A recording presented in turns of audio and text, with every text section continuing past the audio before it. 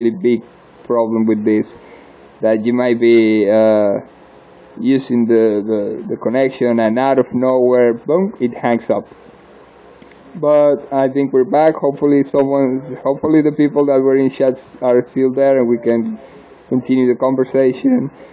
But if not, well, to wrap the ideas up, well, yes, I've been using the glasses since day one, even though they are expensive. But when I saw that Fedora had that hat, I said, no, I gotta use that. I gotta go Heisenberg a little bit for a while. So I went ahead, bought the hat, used it for a little while. And became the Heisenberg that I dreamed of, at least for a while. But I missed my glasses. I felt like I was not being me without the glasses, so I had to swap them fast from one to the other, and vice versa. But yeah, I still think that it is very evil for Mabinogi to not be able to stack hats and glasses, or they have like those things that are like a mix of both, but they're paid, even more paid than glasses themselves, and super difficult to find. Yeah, it's kind of complicated. So in the end, I just turned out and said, hey, you know what, I'm just using glasses. Devs don't get paid enough to care about us? Nah, I have no idea about that. Probably not. I don't know who gets paid, who doesn't. I wonder, do any of those devs have glasses and have wanted to wear a hat at one point in life? Why wasn't that a thing that was done, like, from day one? I have no idea. I don't worry about it that much. You know what? I'm grateful for what we have. We could be not having Mabinogi as well, and that would be even worse. So I don't mind if they do or don't do some things. As long as they are enjoying doing the things.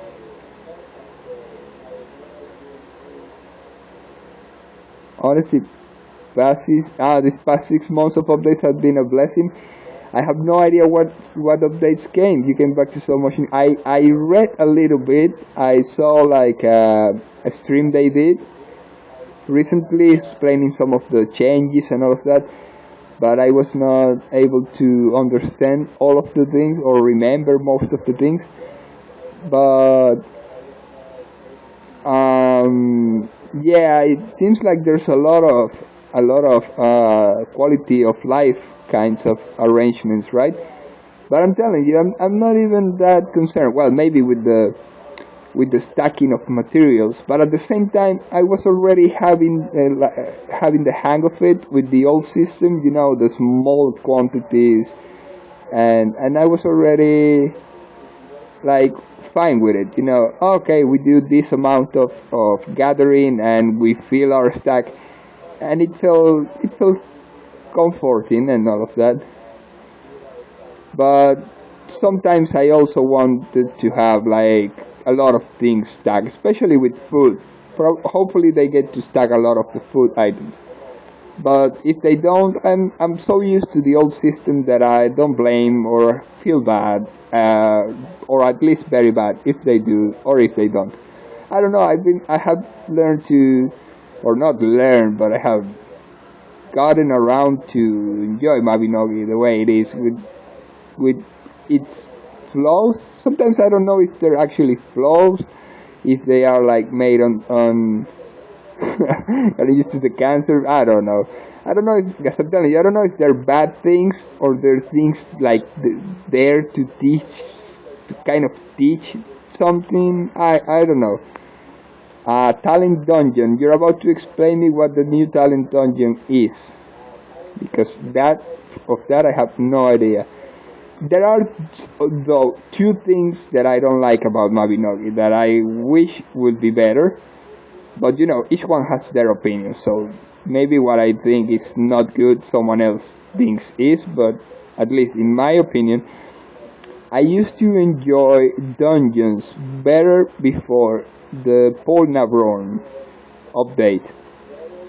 If you've been here for a long time, you might know that the Polnavron was that update they did on dungeons, which I have not a lot of idea what the point was on it. Granted, I thought that some of the dungeons were a little too easy before, but not easy in the sense that, oh, let's make them harder by being impossible, but easier on the bad side that, oh man, I'm gonna use this skill. Oh, I just kill everything. You know, I like fighting. I like the fights a lot. And seeing the enemies being so squishy made me kind of depressed, so I thought, oh man, come on, I want these dungeons to be a little tougher. The enemies to be, they just need to be bullet sponges. Wait, let me read this real fast. New talent is Fini talent, which comes with 2 new dungeons, 4 seasons, and Magwell also new ego. Is so much better than old system, it makes all the talents useful again. What talent is that Fini? Is that the chain blade? The one with the chain blade thingy? Oh, Fini is like for pets. Wait, I don't know, there's advanced hard mode that revives dungeon, revives. Yeah, and takes me a minute at 16k total. Makes you add total levels to the pet. Makes you add total levels to the pet, as in they can now become stronger. I don't know, man, this is so complicated. Okay, you need to know a little bit of my philosophy before understanding what my perspective of Mabinogi is.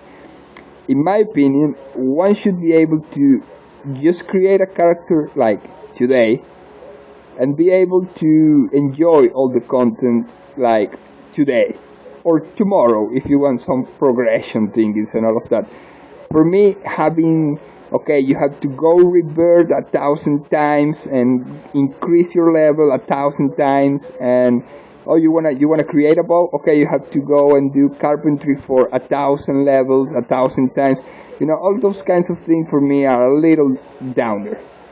Granted, I have had fun leveling up some things. The feeling that one gets when reaching a certain milestone on certain abilities, skills, even I suppose levels and all of that, it's gratificant. It's something that feels the person. I get that. I understand that. I endorse that. I'm cool with that. As I am saying, I have done it with carpentry. I am not level 1 yet, but I know that, well, to tell you a short story, yes, it definitely is. But to tell you a short story, a couple of years ago, I played Mabinogi when it was one of those master, what was the name of it? Not master, the event that lasts a month and is like double XP everything. Yes, yes, exactly, the master plan. So it was a master plan event where you get, yeah, don't even get me on it. I'm just glad I'm able to play. You have no idea, but if it was for me, I would probably have done that master plan as well. But hear this. So I was on the master plan thingy, and I went. It was the one that they gave as skill medals too. No, not skill medals. The ones that you can use to buy skill medals. The merchant seals. The hidden store seal. I don't remember the name. The skill seals. No, not those ones. You can buy the skill seals with the coins that I am telling you on certain days on that shop that gets items swap every day.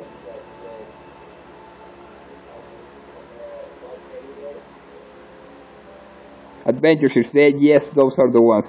So it was the master plan where they gave adventure seals if you stayed connected long enough after a certain time where you were getting some gift, and then adventure seals, okay? So I decided that was the time where I was going to make the best bows ever. I was going to make my carpentry level well into the place needed to create the best bows ever. But, mind this, I don't create bows in mass production. I wanted to do like one bow or two bows maximum in order to advance each level. I try to do maximum one bow. In other words, that's a lot of chopping wood to do. Even with double skill and double skill potion and double skill ability with the returning dinghy, everything, and it still proved to be a daunting task. A daunting task that took me of the whole month, probably around 3 weeks. And I'm not saying 3 weeks just playing and going to sleep and having a life and playing the next day. No, I'm saying 3 weeks out of the 4 weeks in 24-hour weeks. I probably slept 7 days in those 4 weeks. And I'm probably saying I slept too much. Yeah, I think it might have been less. I did, for the first time in my life, sessions of staying awake for more than not only 24 hours, but I think I went past the 48-hour mark. I don't even think I can do that ever again.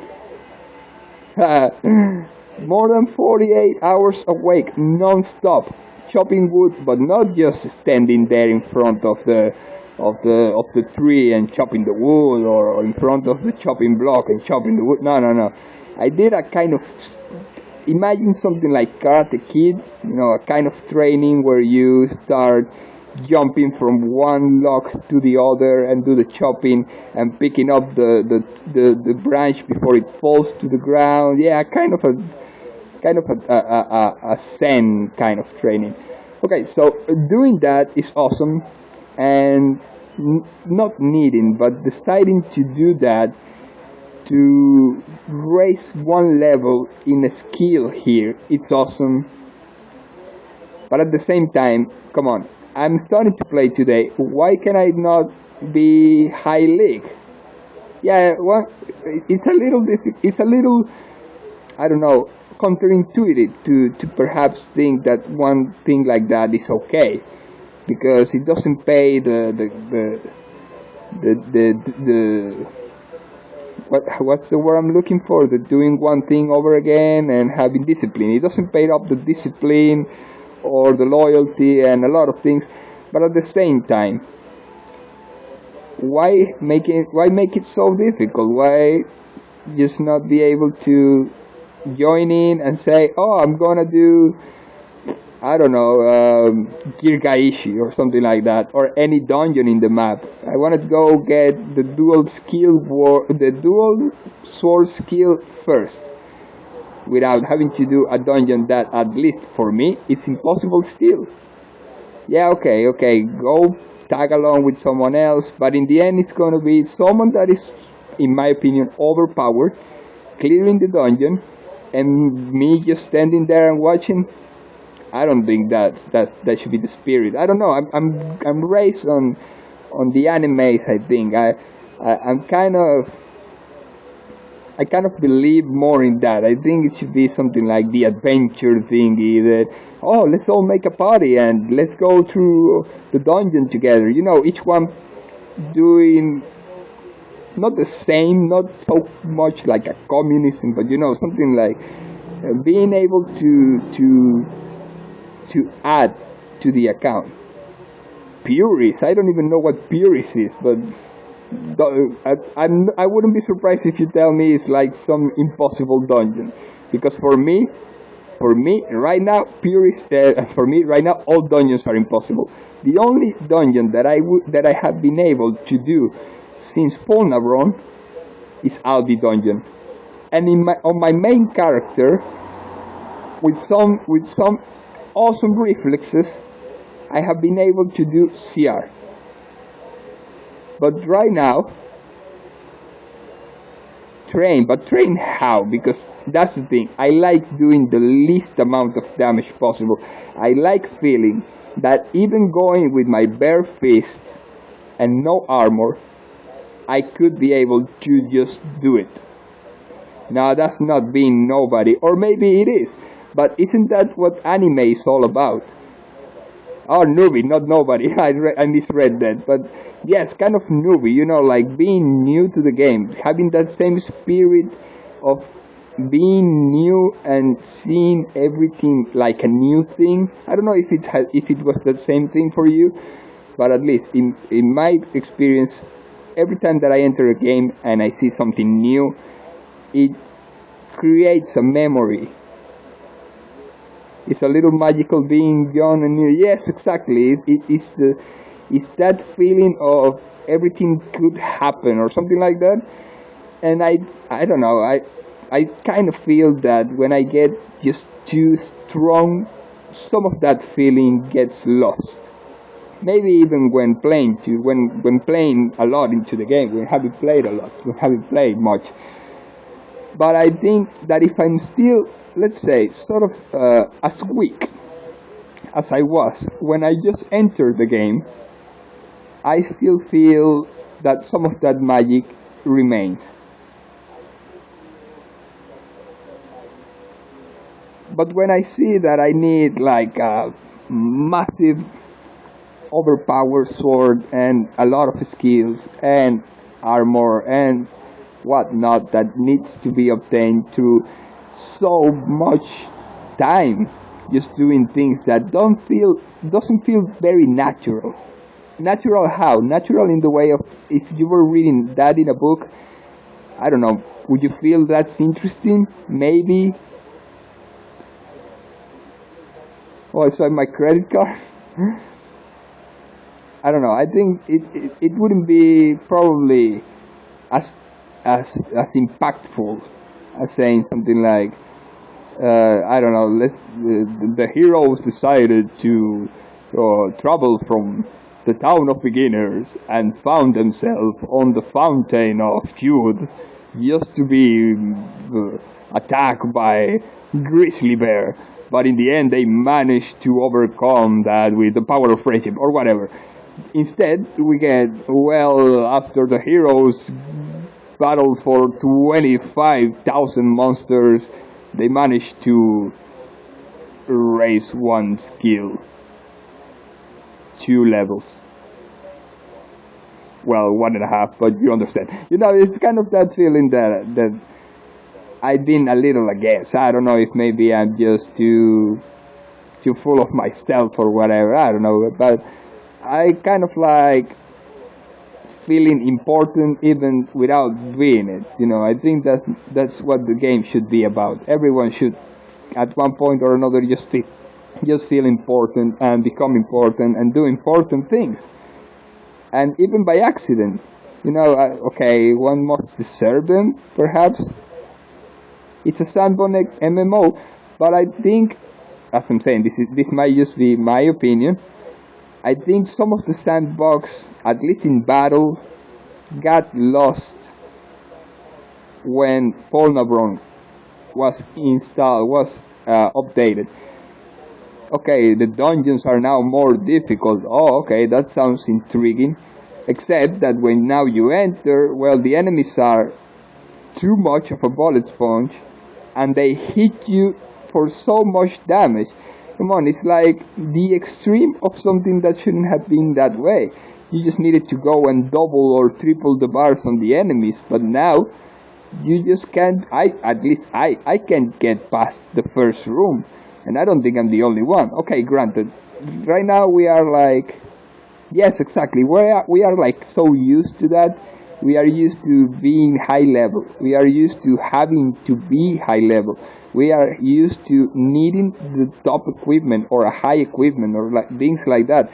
But if you were to create an account just today, just right now, and you knew nobody, and you started from the very beginning, and you didn't go and pick up like starter pack, get your level 500 weapon for free, because yes, you have to keep up with everyone else. If you weren't doing those kinds of things, well, you probably also be trying to beat Albi for so much time, or maybe CR, or what's next. I don't even know what's next, and I am a person that before Polnavron clear almost any dungeon. I think I couldn't do Pika. I still can't even do like one mob from Pika. I think I did one mob once. I think I didn't do... Which one is the one that's on MA Magia? There are two there. Coil dungeon. I never got to do Coil before the update, so I don't know if it was hard or not.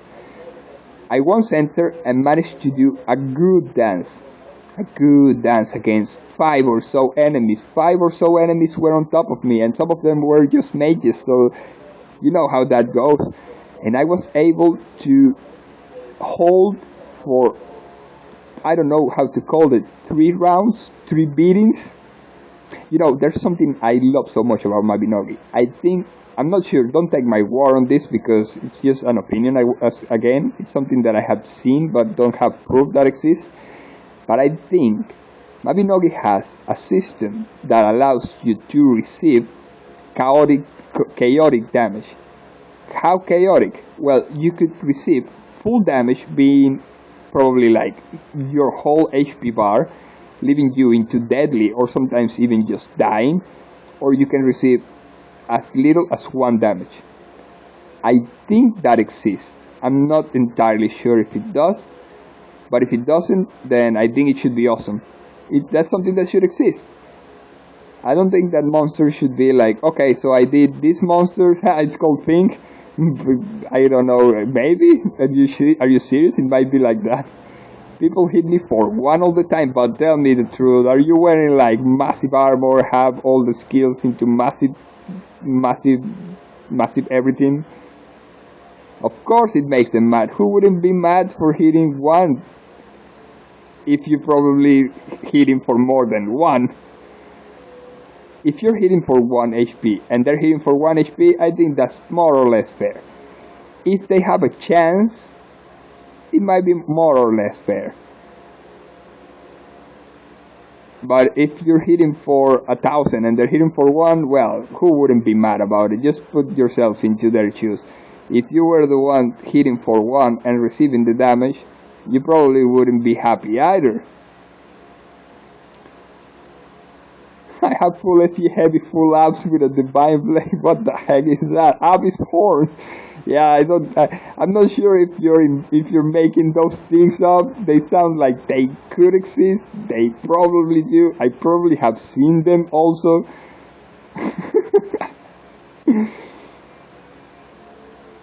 I don't know. And maybe I just complain too much, but so I don't know. I like sharing the opinion. Sometimes the opinion changes, but right now that's where it stands, and I share it. I don't know, to restate it, or maybe to at one point just say, how the heck did I have that opinion? I don't know.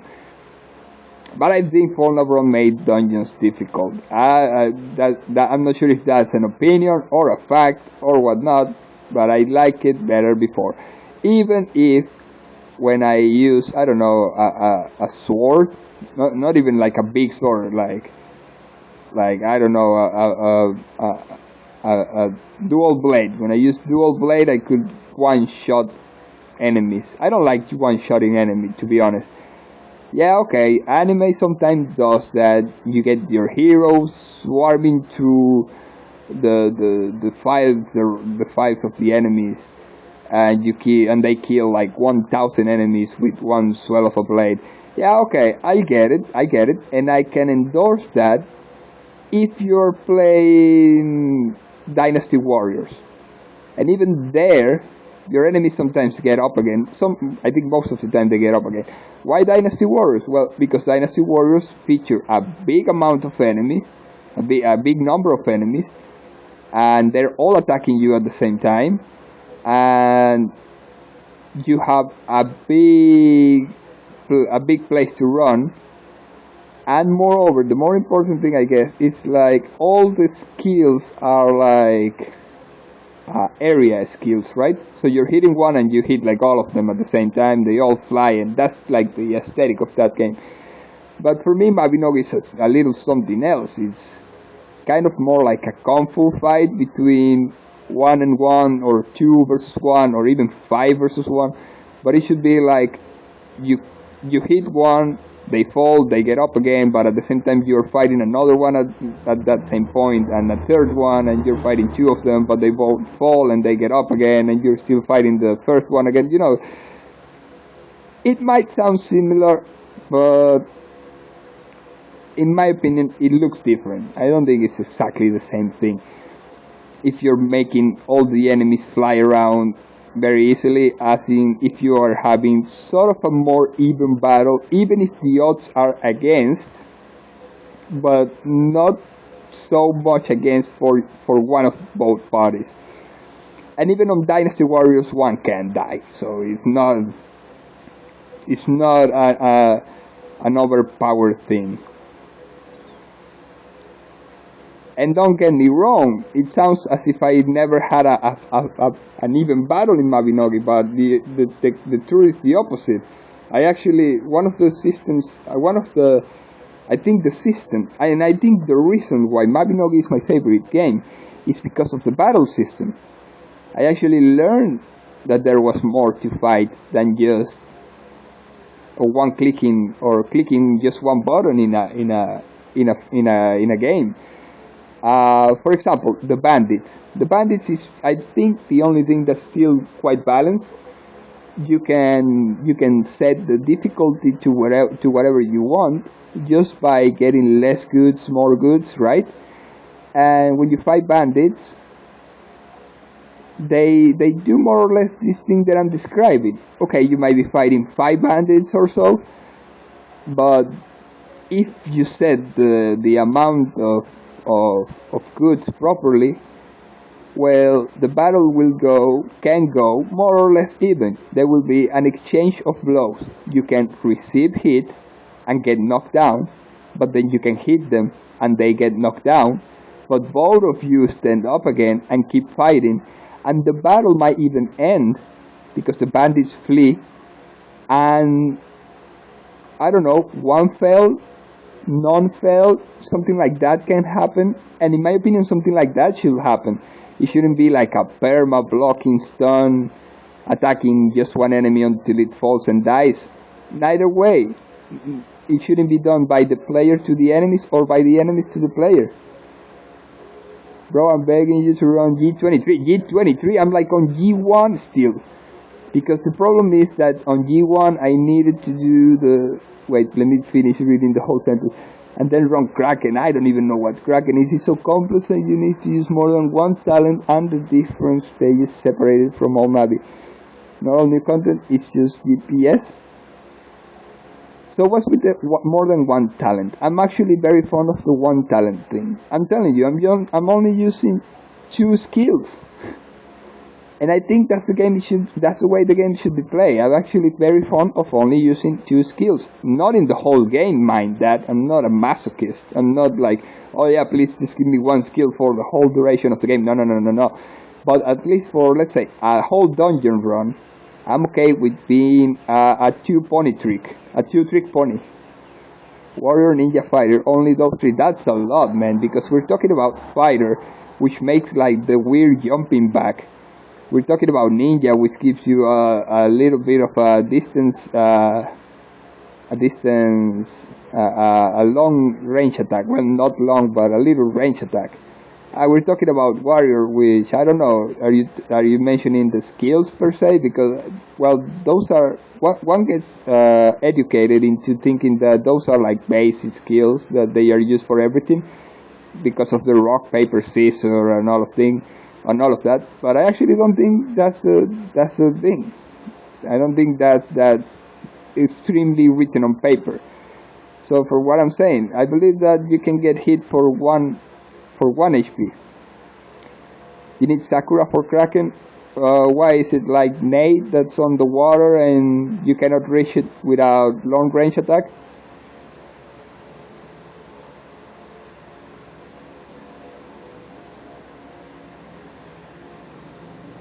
There's like 30 enemies. Okay, have you been to Legatus? Legatus, is it?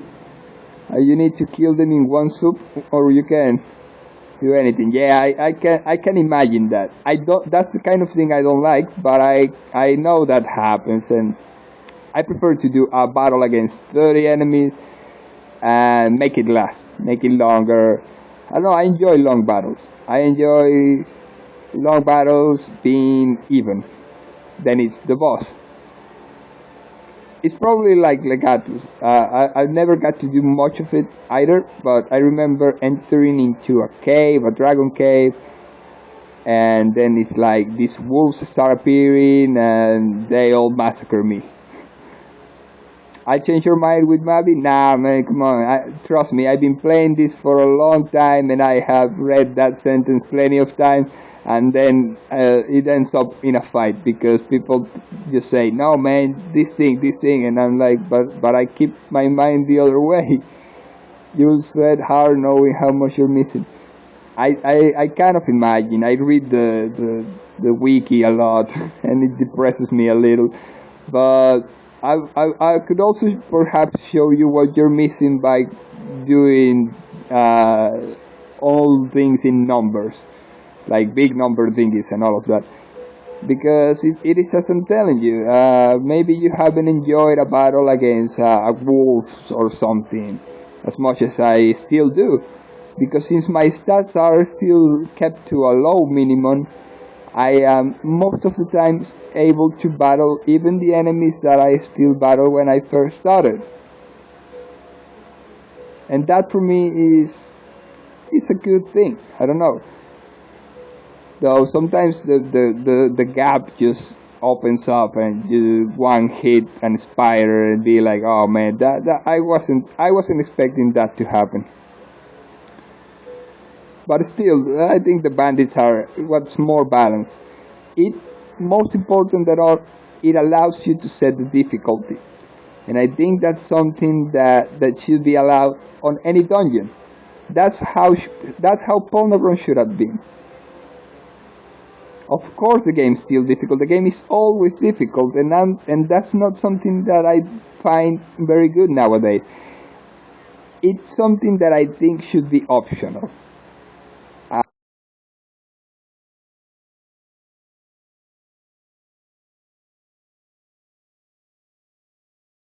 That I can play with my eyes closed.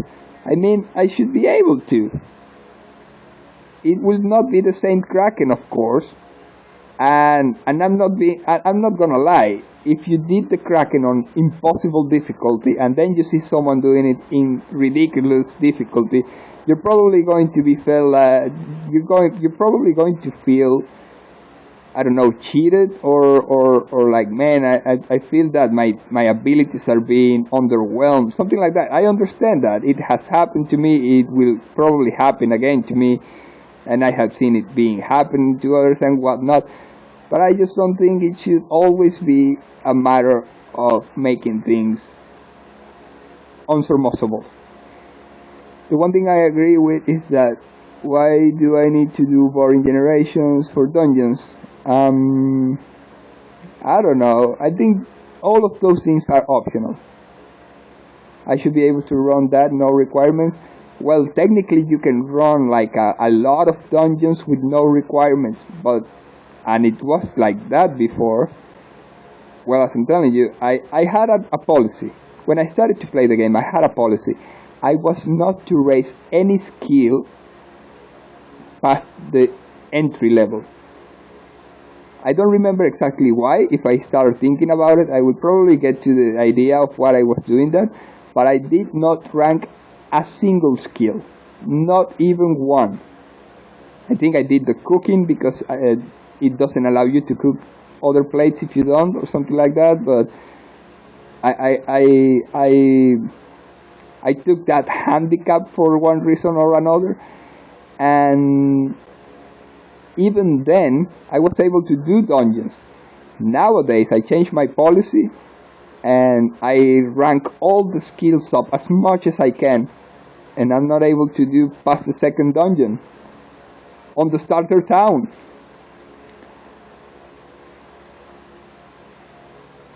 And that means the dungeons are still on, doesn't have requirements still. You can enter any dungeon you like, well, not any. Some of them do have requirements, level requirements and whatnot. But those are mostly the new ones. The old ones, or the new ones, or the hard mode dungeons. The new ones, the old ones, you can enter with any item, correct? Yeah, that, I don't know. In my opinion, a person might be able to do it in that matter, without ranking any skill. But it's close to impossible. It's probably close to impossible. You will be needing to have being hit for 1 HP all the time or something like that, and hitting your opponent at the right time, and some battles might take like forever. So I don't know. I think it will turn into a point of too extreme of an emotion. Wait, you will be giving me 2 minutes. I'll be just right back.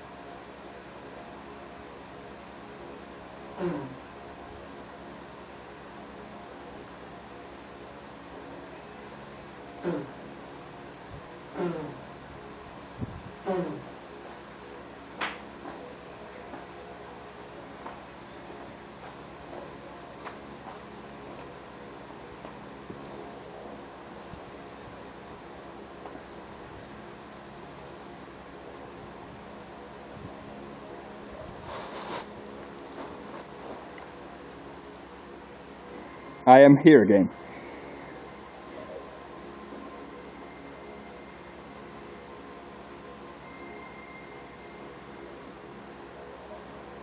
So as we were saying, yes, I think that all dungeons should be able to be done with no requirements.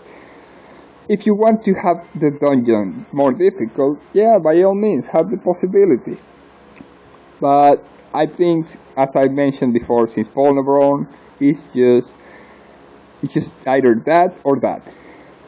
And I think that's a little restricted, especially for a sandbox game, a sandbox product.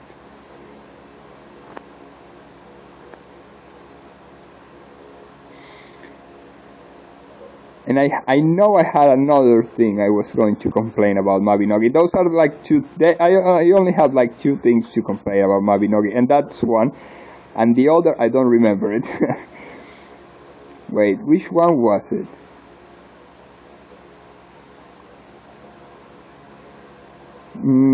Oh yeah, I remember. Okay, the only other thing I complain about is the amount of things that are required to do the live thingies. That was probably my biggest complaint on the battle system, and my biggest complaint on the live system is that everything feels also so difficult to be accomplished. It's on both sides, so more or less the same thing. It's about the game being a little just too difficult. Okay, it's catered to be a MMO, An MMO, for some reason, believes that by making things more difficult, you get more playtime from the players, which is not entirely inaccurate. It kind of is true. If one is blindly doing it, one will blindly continue to do it, and that's not even a bad feeling. I actually have done that myself and enjoyed that myself. So it's not all that bad. But it gets a little ridiculous when you need to chop 5 firewoods to do a campfire that lasts less than the amount of time it took to chop the 5 firewoods. You need 5 wools to do 1 fabric. You need more than 1 fabric to manufacture anything. I understand. I don't know if the intention was to your R5 campfire could never run out of gas before the time. It's still a lot. Come on, I don't know. This is the point I'm getting. I don't know if it was done on purpose or by accident. That it turns out to be almost as difficult as the real thing. Yes. I'm not sure if it was done by accident. I don't know if it's meant to be that way as a learning kind of thing, something to teach a lesson that life is difficult and all of that. So, okay, whichever one is okay. Nevertheless, after playing for so much time, I don't know, I think, maybe, I might be wrong, maybe if it was that way I would be complaining on it the other way around, but I think that I want to log in, get my axe, chop 1, maybe 2 times, 3, and now I have my campfire. Not 5, not for 30 seconds. Yeah, of course, you have R5 campfire, but R5 campfire is not something that you start with. It's not something that you can even easily get. I know that some requirements for campfire and some other skills are admirable. If you have accomplished them, you are worthy of admiration. I admit that. And that's good. That's good. As I'm saying, it's good to have those kinds of things. It's good that I have a story that I damaged my wrist, because nowadays I still have some wrist problems from that time I did that master plan, that time I played that master plan and that I stood awake for more than 48 hours at a time. And you know what? Even though my wrist might be a little damaged, I don't care about that. I think it's the only thing in my life that left me with a problem, a damage, a permanent damage or something, and that I don't repent on it. That's awesome. It might sound like I am saying something that shouldn't be awesome, or that I might be sarcastic, but I'm not. I actually find that awesome. I actually find that having a story like the one I just told, or that anybody can say a story about how they got a skill that is at some points downright impossible to obtain, or seamlessly impossible to obtain, and can be obtained, and that also changes on the method that it was obtained. Because if a quest is done from point A to point B, most of the time it's still amazing. But if you went through point C and D before reaching point B from point A, then it might even be more amazing, or whatever. I don't know. That's for each one to judge, but I get it. Some of the quests are there to deliver a sensation of having accomplished something big, because they're difficult. That's good. But sometimes it's just too difficult, and that's not so good. And Mabinogi is something that has a lot of skills, but at the same time, no skills. Okay, maybe you right now have a lot of skills, But when you create a character from scratch, you get only a handful of them. And if I wanted to do something like Hailstorm on a recently created character, because why not? Why couldn't I? Why shouldn't I be able to do it? Then forget about it. I need to find like a party, and the party needs to have a particular set of characteristics, and we have to do a quest that is it.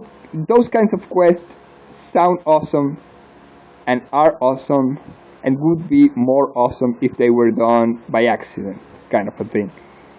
Imagine getting some skill need pages, man. That's the worst offender.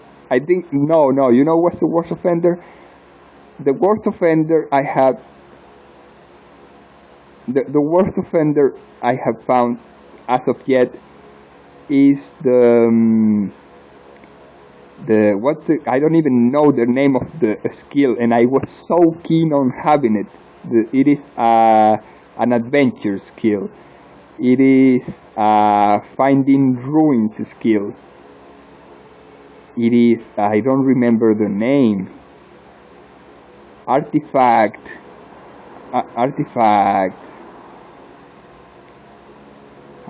identification, something like that. The skill is so obscure, it's so ridiculously obscure, but that's not all. The requirement for it, those are impossible. Okay, if you need 10 pages for a magic skill, that's difficult.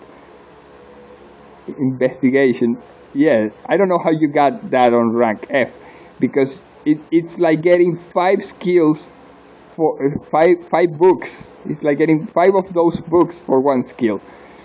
If I remember correctly, you need to run like 5 very difficult dungeons that sometimes drop a very specific piece in order to form some idols, some kind of idols, some kind of statues, with those pieces. And after you get like 3 or 4, like the sleeping zombie and destroying spider and the broken idol of the sun and sundial dragon, and I know I'm mixing things.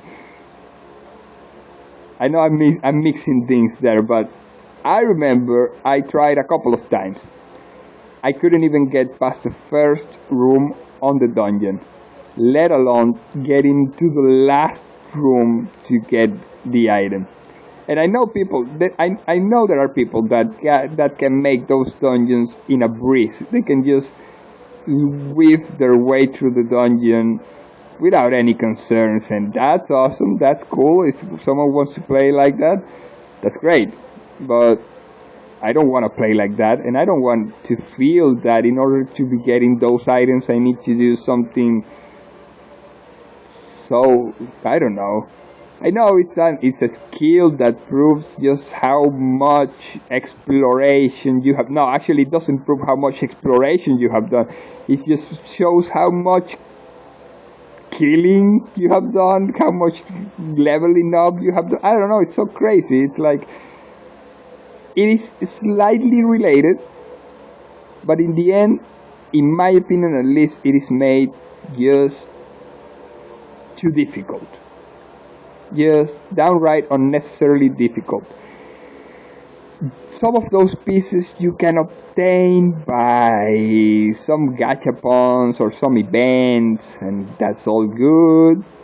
In my whole life playing, I have managed to obtain 2 pieces or 3, and I couldn't even hold to them because you needed like the 10 pieces in order for the idol to merge, so that you're not carrying a ridiculous amount of 4-piece thingies. And okay, let's just say you dedicate your whole life, your whole inventory space, your whole bank into storing these mentioned artifacts, said artifacts, and you, at one point in your life, you manage to do it, and you feel the joy of having been able to accomplish that. I get all that. I kind of get it because I haven't done it, so I don't really know what it's like. I kind of just imagine what it would be like. And it sounds like something extreme, you know? Imagine that, really.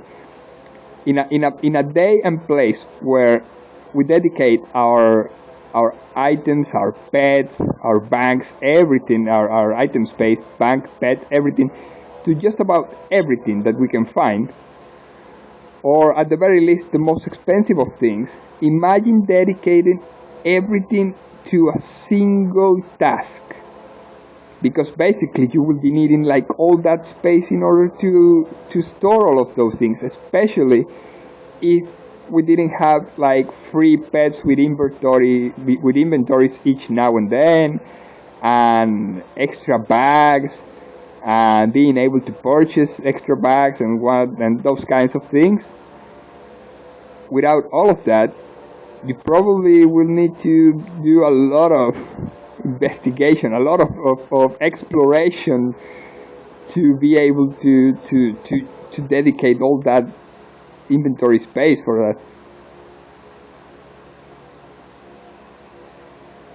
Really, I haven't been able to get much of anything nowadays. As I'm telling you, I play the game a little conservative. I try not to fill myself with a lot of items, so sometimes I do the quests a little slow, or Phantasmal Site. What the heck is that? What even is Phantasmal Site, man? These youngsters nowadays come up with such strange words and skills and... Yeah, I know, exactly. You want to hoard, because that's one of the things I think is the most impressive and most awesome about Mabinogi. That you have so many things you can hoard. So many items, so many whatever. And that's what makes it one of the most amazing games. It's what makes it so unique. I know of many games that have a lot of items. For example, you can get a lot of items and a lot of crafting in Atlantica Online, a game that was also published by Nexon. I remember that I played because it was published by them. And the inventory was there. It was very big, huge, humongous. And still, this one felt a little more personal, the Mabinogi one. And it's been two games that I have played that sport that kind of thing. But as I'm saying, the thing about Mabinogi is that still the items sometimes feel so personal. It feels like you're actually collecting a lot of things. And I don't know, I kind of get attached to those things. On Atlantica Online, you also get a lot of items, and most of them are for crafting and all of that. It actually sports a better crafting system. But the collection system in Mabinogi, for some reason, it's something that, for me at least, it makes me want to collect more things. I don't know if it is because it's kind of well organized, the inventory, or because the items are like bigger. It's not like one square. It's like a big thing, a big item that you can see and you can kind of move, even sometimes if you cannot use it or something, but they're there. You feel like they're there. So hoarding is something that you want to do in Mabinogi. And I don't know, I think if one were to do like at least the perspective that I have on that skill, you will have to sacrifice all of it to get that skill. So right now, once more, as I think, okay, it might be a lesson, an unintended or even an intentional one, being created to understand a certain perspective, point of view, idea, whatnot. But I still haven't been able to get that skill, you know, not even the first of the items to get that skill. I had to sacrifice all those items. So, which one? The Phantasmal side gives stats to rank skills? Or the skill that I'm telling you about?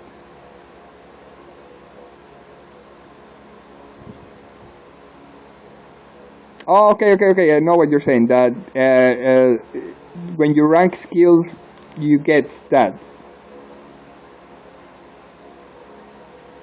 Exactly. I don't know. I haven't understood completely the stat system in Mabinogi. uh, I feel that any skill that I have ranked just gives me like 1 point of something, 2 points of something, half a point or something. And I've never been like, oh yeah, now I'm closer to getting into the hundreds or something like that. Sometimes I have reached it, but without planning it so much.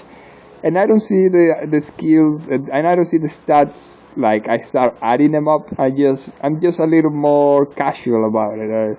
I think I see something like you have just obtained +1 balance, and I feel it's more of a metaphor for me. Oh yeah, I'm more balanced than before, or something like that. But I'm not thinking, okay, so I'm 1 point forward into being able to do more consistent damage of like that. But especially when you reforge and well, not reforge, but upgrade the weapons, and sometimes can be very picky on those things, very minuutial, very, what's the word I'm looking for? Very careful on those things, like Mavi Wiki go to skills and stats and it's a chart. Yes, I love that chart, but not for the right reasons. I just love looking at the whole amount of skills that the game has and the ranking conditions and all of that. I actually love ranking skills. I like thinking, okay, if I do this a couple of times, I get a couple of points, and if I do all of that, and with the stats, not so much. I have thought that way about armor. It makes me a little sad, but at times I feel it's that way. So I have thought, okay, so I need armor or something if I want to do more difficult enemies. And I have gone into adding and subtracting and carefully tinkering with the numbers, and then I went to get armor and started ranking the skills, and I started feeling empty. I started feeling the void there. Like, man, I don't know. I'm not. If I do this skill, I can do some cooking or something like that. And I start feeling the gouge, and sometimes it's like, oh man, I feel so good that I reached the ranking on the skill, but I'm not feeling that well. It is different for different skills, in my opinion. I don't know, I have felt one way or the other on both things. I know it's difficult to maintain a balance on doing all of that, and the game is super repeating the methods to the point that it starts getting like a little tired, or you innovate and do what they have done. Make some things needing some things, and some other things needing some other things.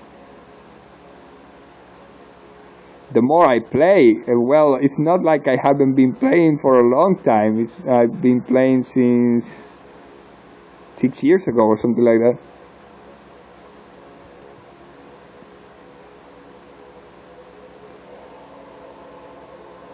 It's fun to be good at a game I was bad as a child.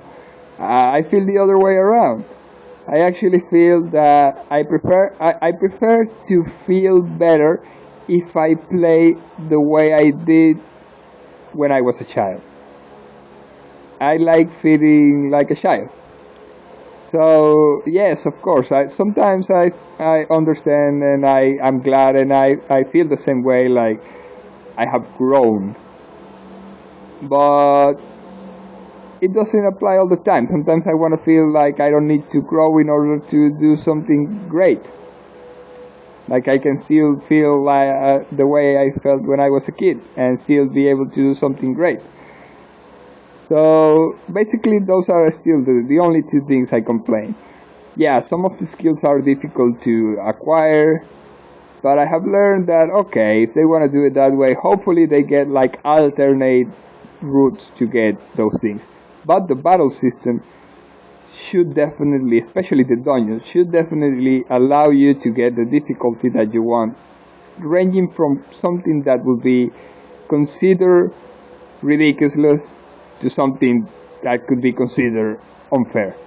And on materials and crafting and all of that, I feel it's more or less the same thing. It should be a little lower, because sometimes I just don't have the time to be able to do 10 finest fabrics to attempt to do one item. Sometimes I just want to have the item, and it should be awesome it should be awesome if I just were able to, I'm going to do half an hour of I don't know, sheep shearing, maybe an hour. Today I'm feeling bold, I'm gonna do a whole hour, and now I have an armor.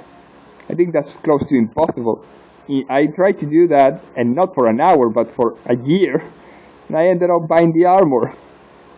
Granted, my playstyle is probably not the most efficient, but still, I don't know, I think it turned into something unobtainable. Not without setting so much the effort on it, like what's called grinding.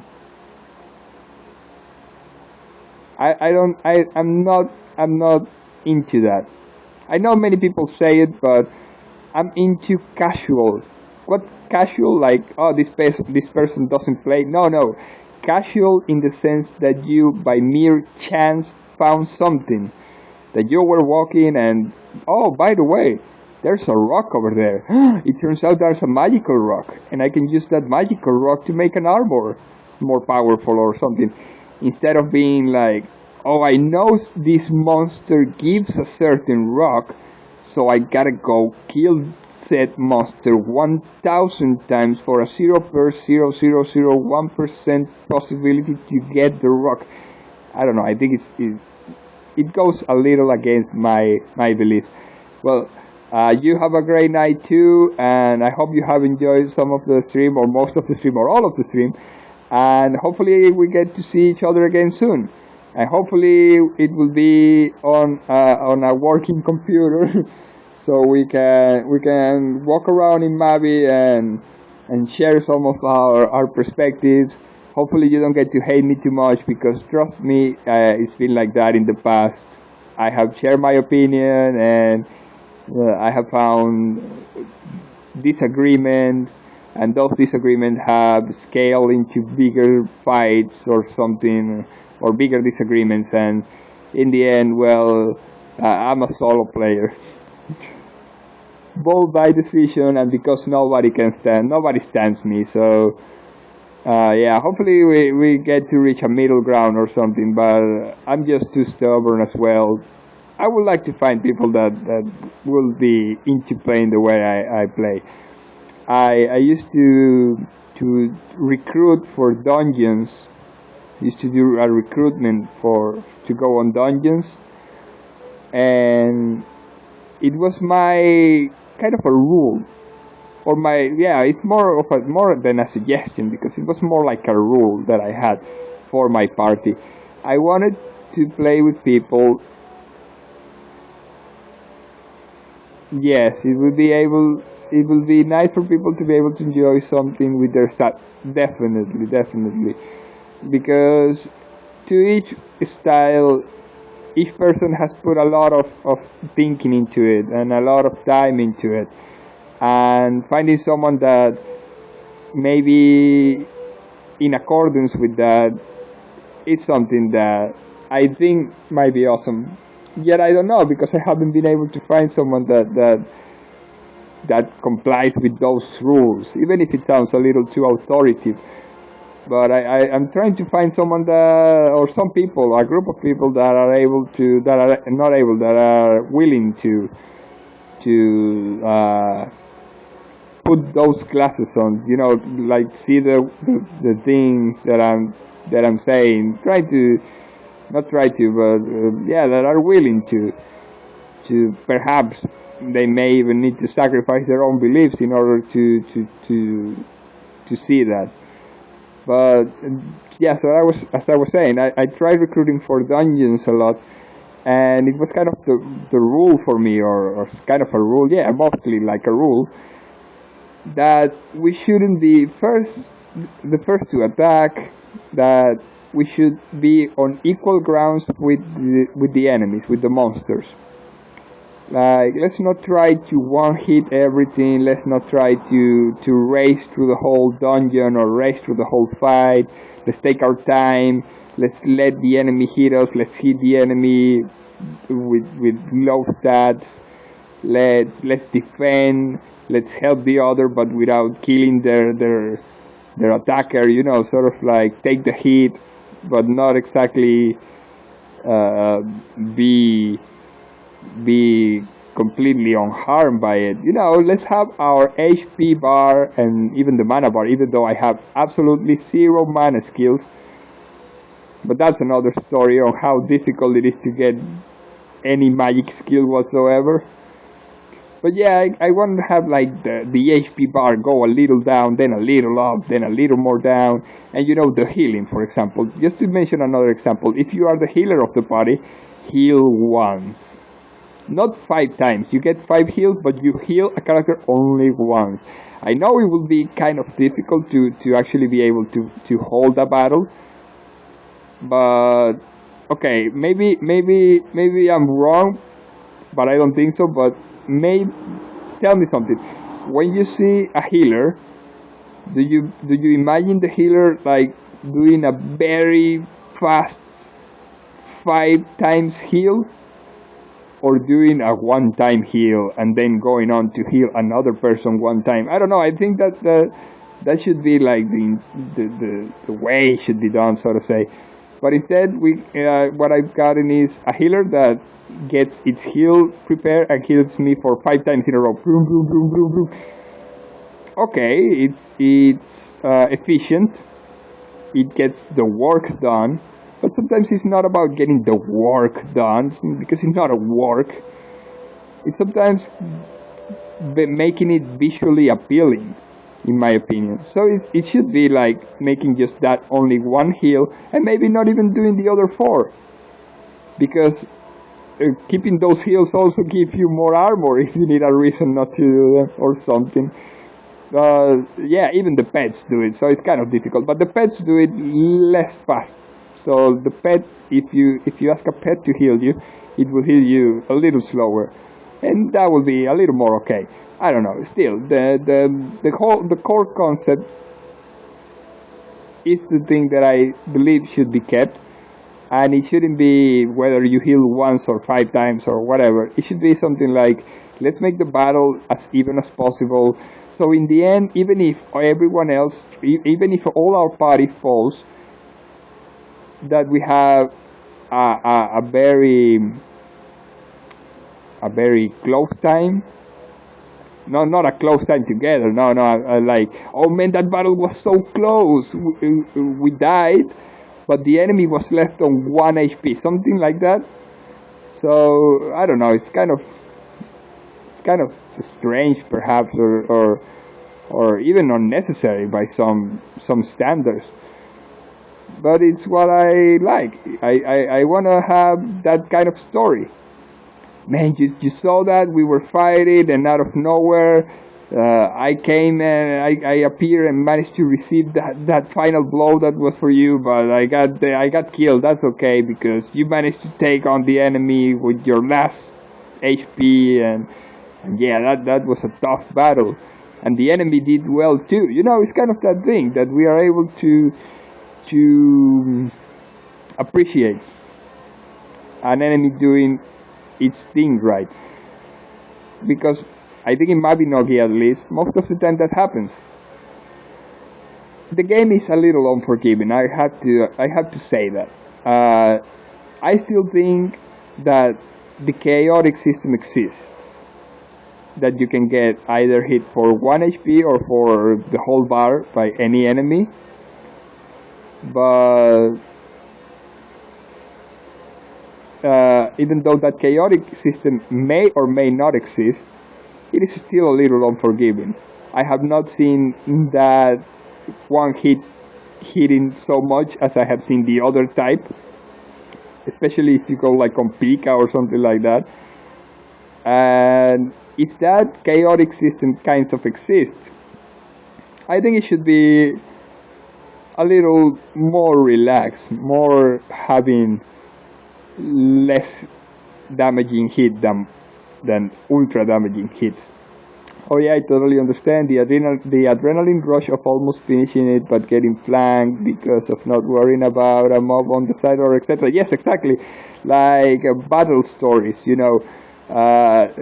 less into I have to do something because I know I have to do something because, for me at least, it's usually wrong. When I think I know something, it's usually the other way around. I'm probably mistaken or whatever.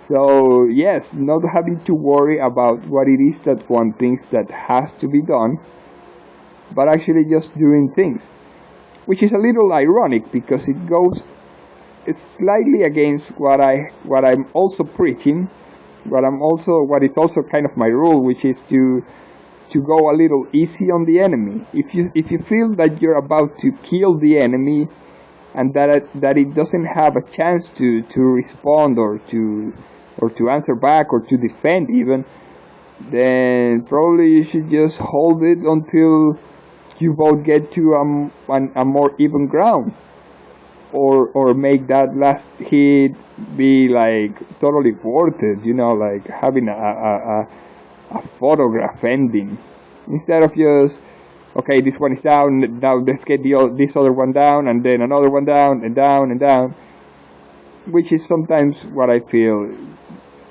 becomes the main intention of the thing, and that I don't think it should. I don't know, I may be misjudging, I just think it is that way, and I think it should be the other way around. Battle for the sake of the battle, having the fights because it is fun to fight. It is fun to make the fight last, but not the other stream, not what they did with Polnabron, because now the battle is eternal. Oh, I'm gonna fight a spider. Oh no, wait, I've been half an hour killing a spider and I haven't been able to do it. Tea or Thea? Are we talking about the Yu-Gi-Oh character, or are we talking about the time of the day where we drink beverages?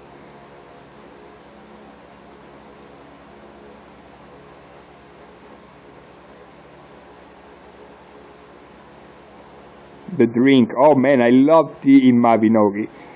I haven't been able to learn how to make tea, and that makes me sad.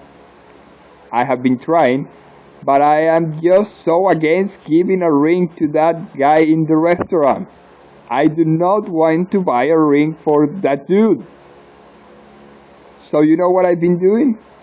For the longest time ever, I have been just making dishes. You know, the daily quest he gives? It's just a silly thing. It is about making a 4-star or more dish, correct? That makes sense. It is a whatever quest, right? Okay, so what I do is, for the longest time, I've been making more than one dish. Let's say 2-3 dishes, and I give them all to him. Why? Because that's sort of a part-time job for me. I kind of imagine that, at least. I kind of play like imagining that. Yeah, that's kind of my part-time job. I work at that restaurant, I make 3 or 4 dishes, and I give it to the head chef so that he gives them around or something, right? That, in turn, should make me be more appreciated by the chef. But I'm probably cooking like shit because of, excuse the language. This is an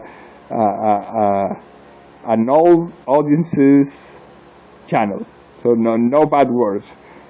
So my cooking must be bad because I have cooked for long times and nowhere to be seen that hidden shop. Nope.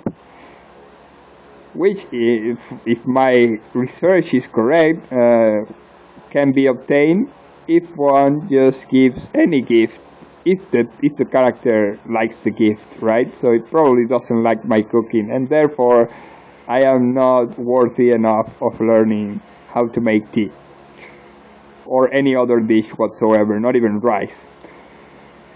Okay, maybe I haven't been the most diligent of cooks.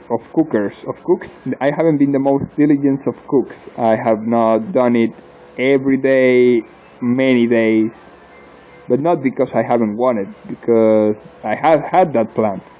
That if I'm telling you this story, is because not only have I planned it, but I have tried doing it. But it's just not possible for me sometimes. I haven't been able to play in a long time, for a long period of time. I haven't been able to.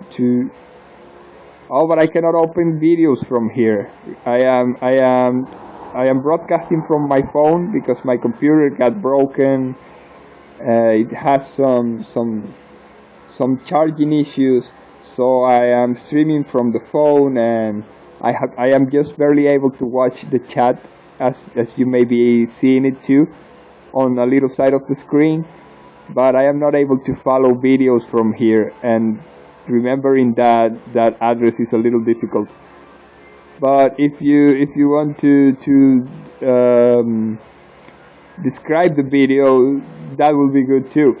I could more or less imagine it.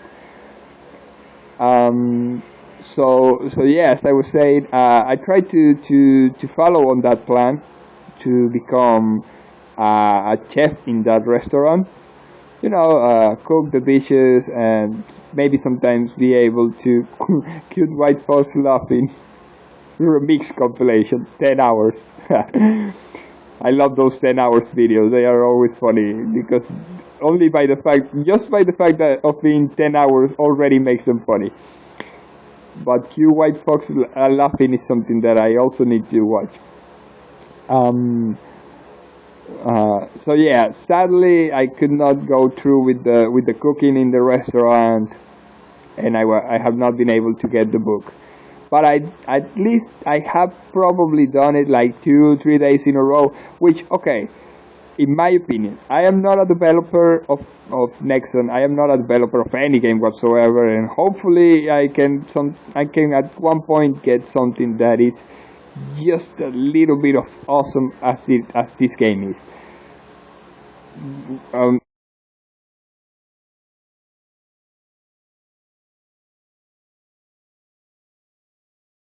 A quest, sort of a quest, right? Imagine that it's like a possible quest, working in the restaurant, because it kind of is. You can get your what's that thing? Your reputation. You can get sort of your reputation higher by giving gifts, correct? Okay, so having done it 3 days in a row, because that's the problem. I think if you don't give those kind of gifts or do the conversations or whatever so often, you lose that reputation with time. I think. Don't take my word on it. I have not developed anything on this game, so I just said what I think I read in the wiki. I'm probably wrong, but I'm not sure. But okay, so yeah, sounds about right. I think it's more or less that way the mechanics are placed. So I don't know, but after working 3 days, which is not a lot, not even in a game that turns a week into a year, it's not a lot. But I think it kind of is somewhat. Having done that 3 days, maybe should give me the possibility to get the stupid books, to get the possibility to buy the book. Didn't even close.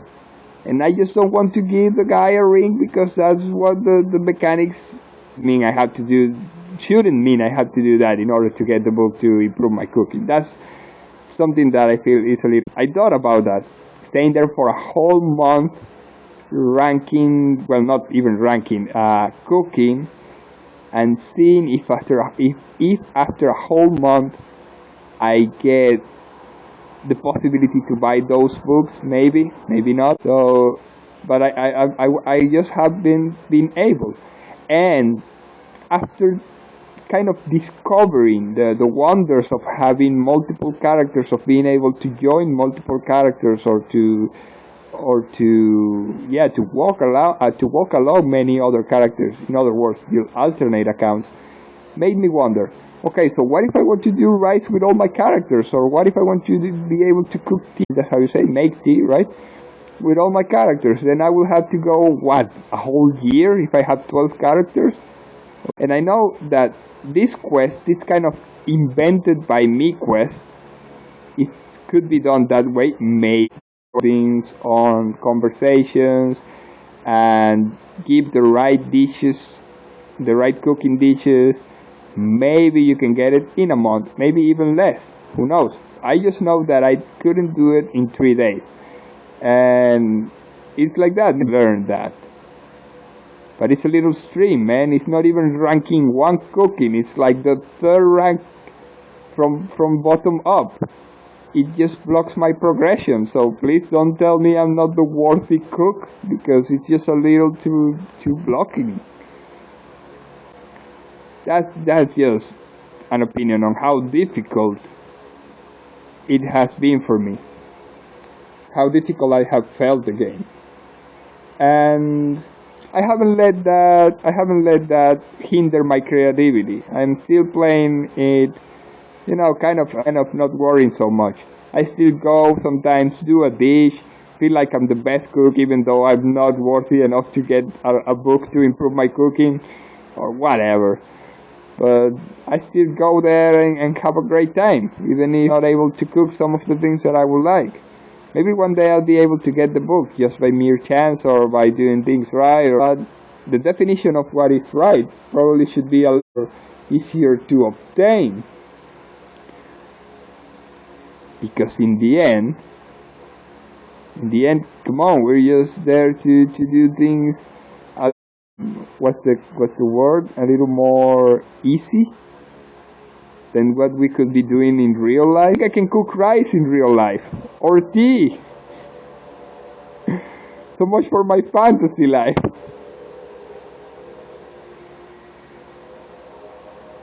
I don't know. I really don't like complaining too much. I think back again. I feel bad.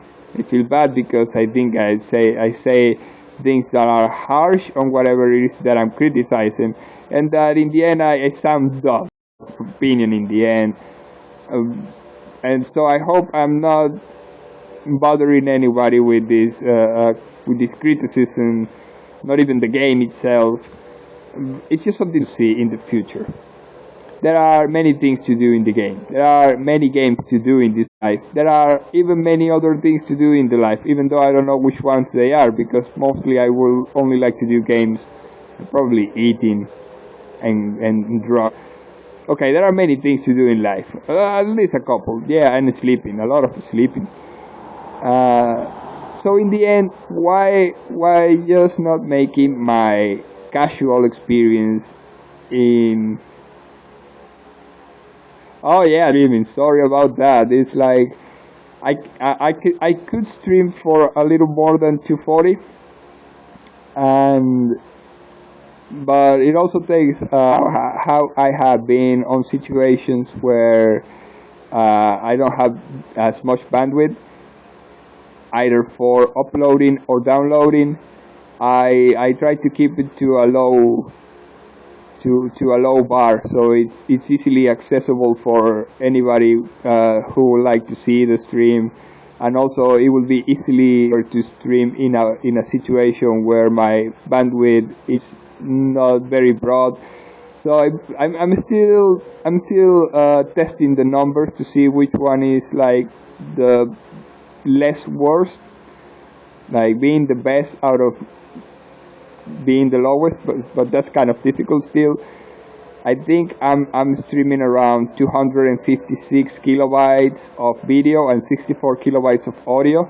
So you're probably audio is probably also not the best, but all in all, it's still a low band, with the downside that it's set on low quality for everyone, sadly. I was trying to do something that allowed me to do at least a couple of stream Paper.io. I haven't played Paper.io, but for a moment that I thought the stream was like paper, like cheap paper or something, like cheap as paper. I have actually no idea what the IO games are.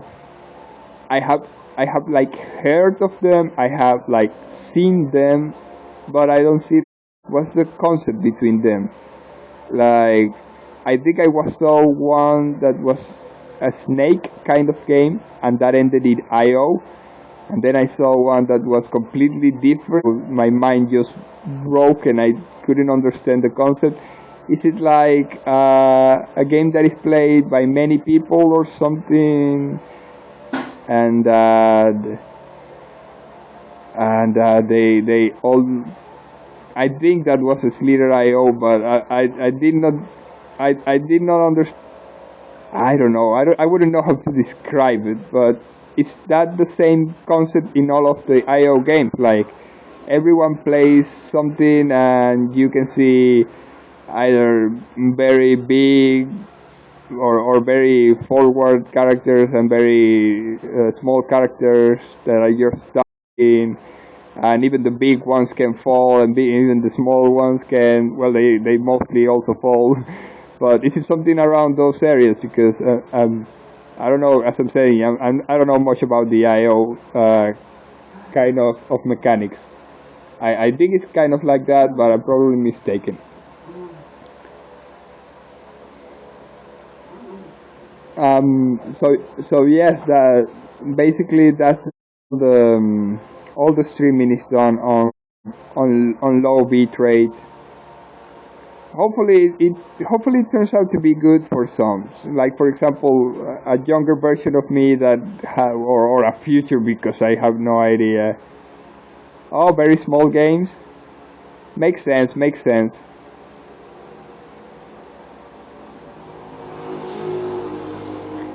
But I don't have well, my setups are not like very extremely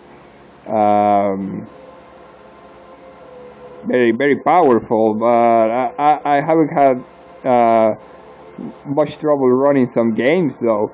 If that's the thing, like I should stream small games because of the restriction in bandwidth. Well, to be honest, I mostly stream single player games, or not single player, but local games that are on the computer and don't require an external connection. Most of my games are like that. But then there's Mabinogi, which is a whole complete different thing. Mabinogi is my favorite game, even though it requires an external connection. Hey man, I'm in search of followers, primes, and view. Of course I am. Send them here. J-Rob 2009 953. Those advertisements of bigfollows.com, silly advertisements. Okay, so as I was saying, hopefully it gets to help somebody or a group of people, even though the quality might be a little less than optimal, and a little less than what we might expect or be used to. Hopefully still a low bitrate stream can be accessible even for people that may not have the big bandwidth, the bandwidth possibility to perhaps enjoy a more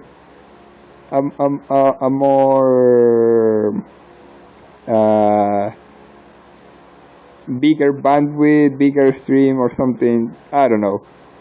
And though I wanted to do two qualities, one small, one a little bigger, I sadly wasn't able to. And on this phone application, which for all other things is quite good, except for the fact that sometimes it hangs up without giving any reason whatsoever, but otherwise almost perfect in almost every sense, has that little bit of an issue that, at least for what I've seen so far, it only streams in one quality. And I left it in 240, so that, as I'm saying, it's still available.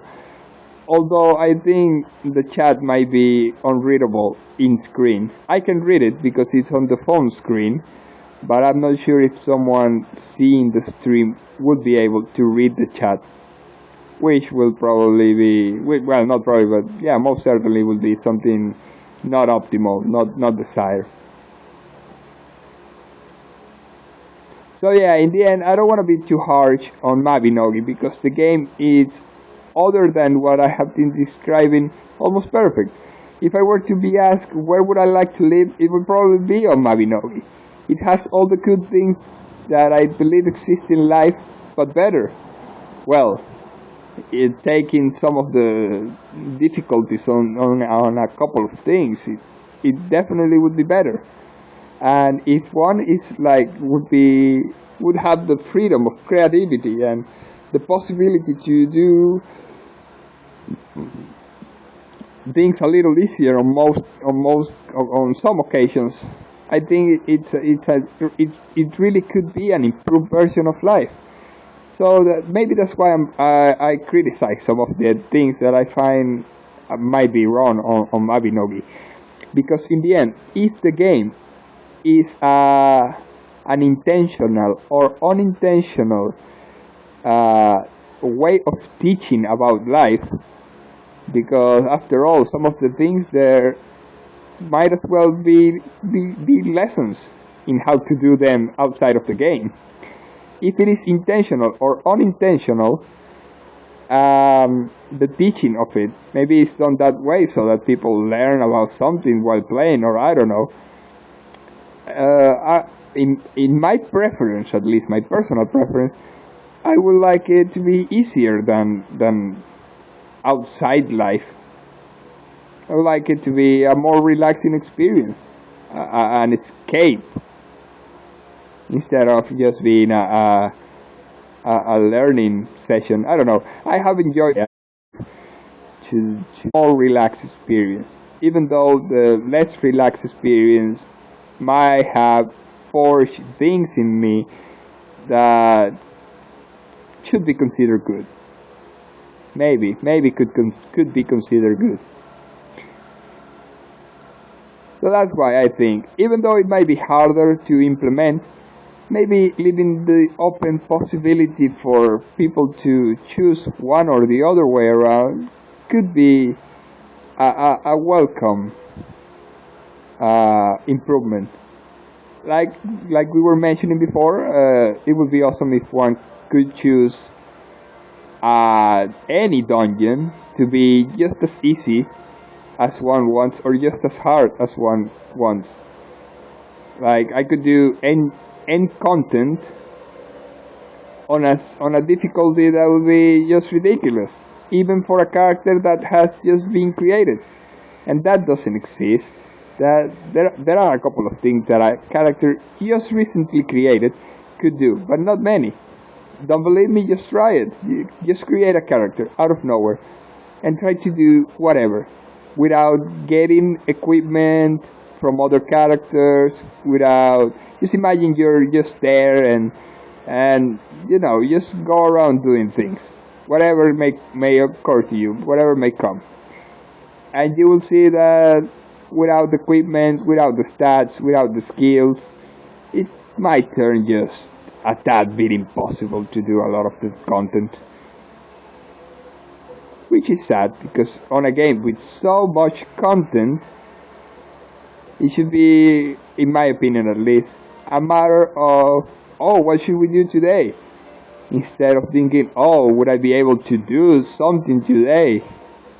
Or what would I be needing to be able to do something? Which, I don't know, I think it restricts the variety somehow, somewhat.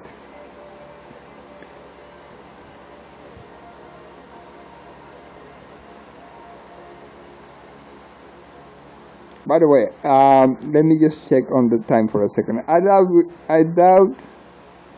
doubt we will be, or we should be, playing some more Mabinogi today.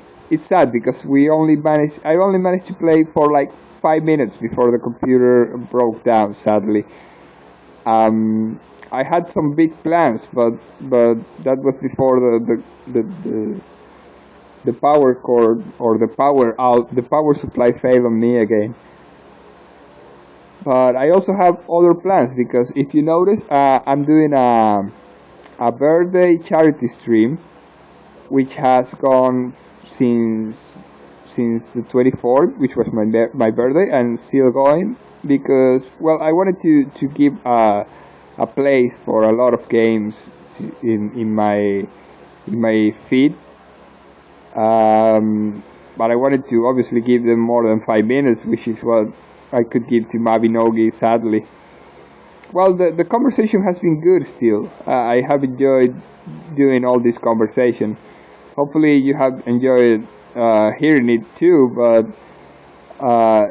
still it would be more awesome to have this conversation while actually fighting those bandits that the screen there shows, instead of having had the action just abruptly terminated even before reaching Bangor. And we started today not far from Bangor. We started on the crossing between Dumbarton and M.A. Magia. You know the crossing I'm talking about, the one that's filled with bears and white wolves. Actually, my welcoming back gift was a white wolf exterminating my poor alternate friend, my poor alternate character.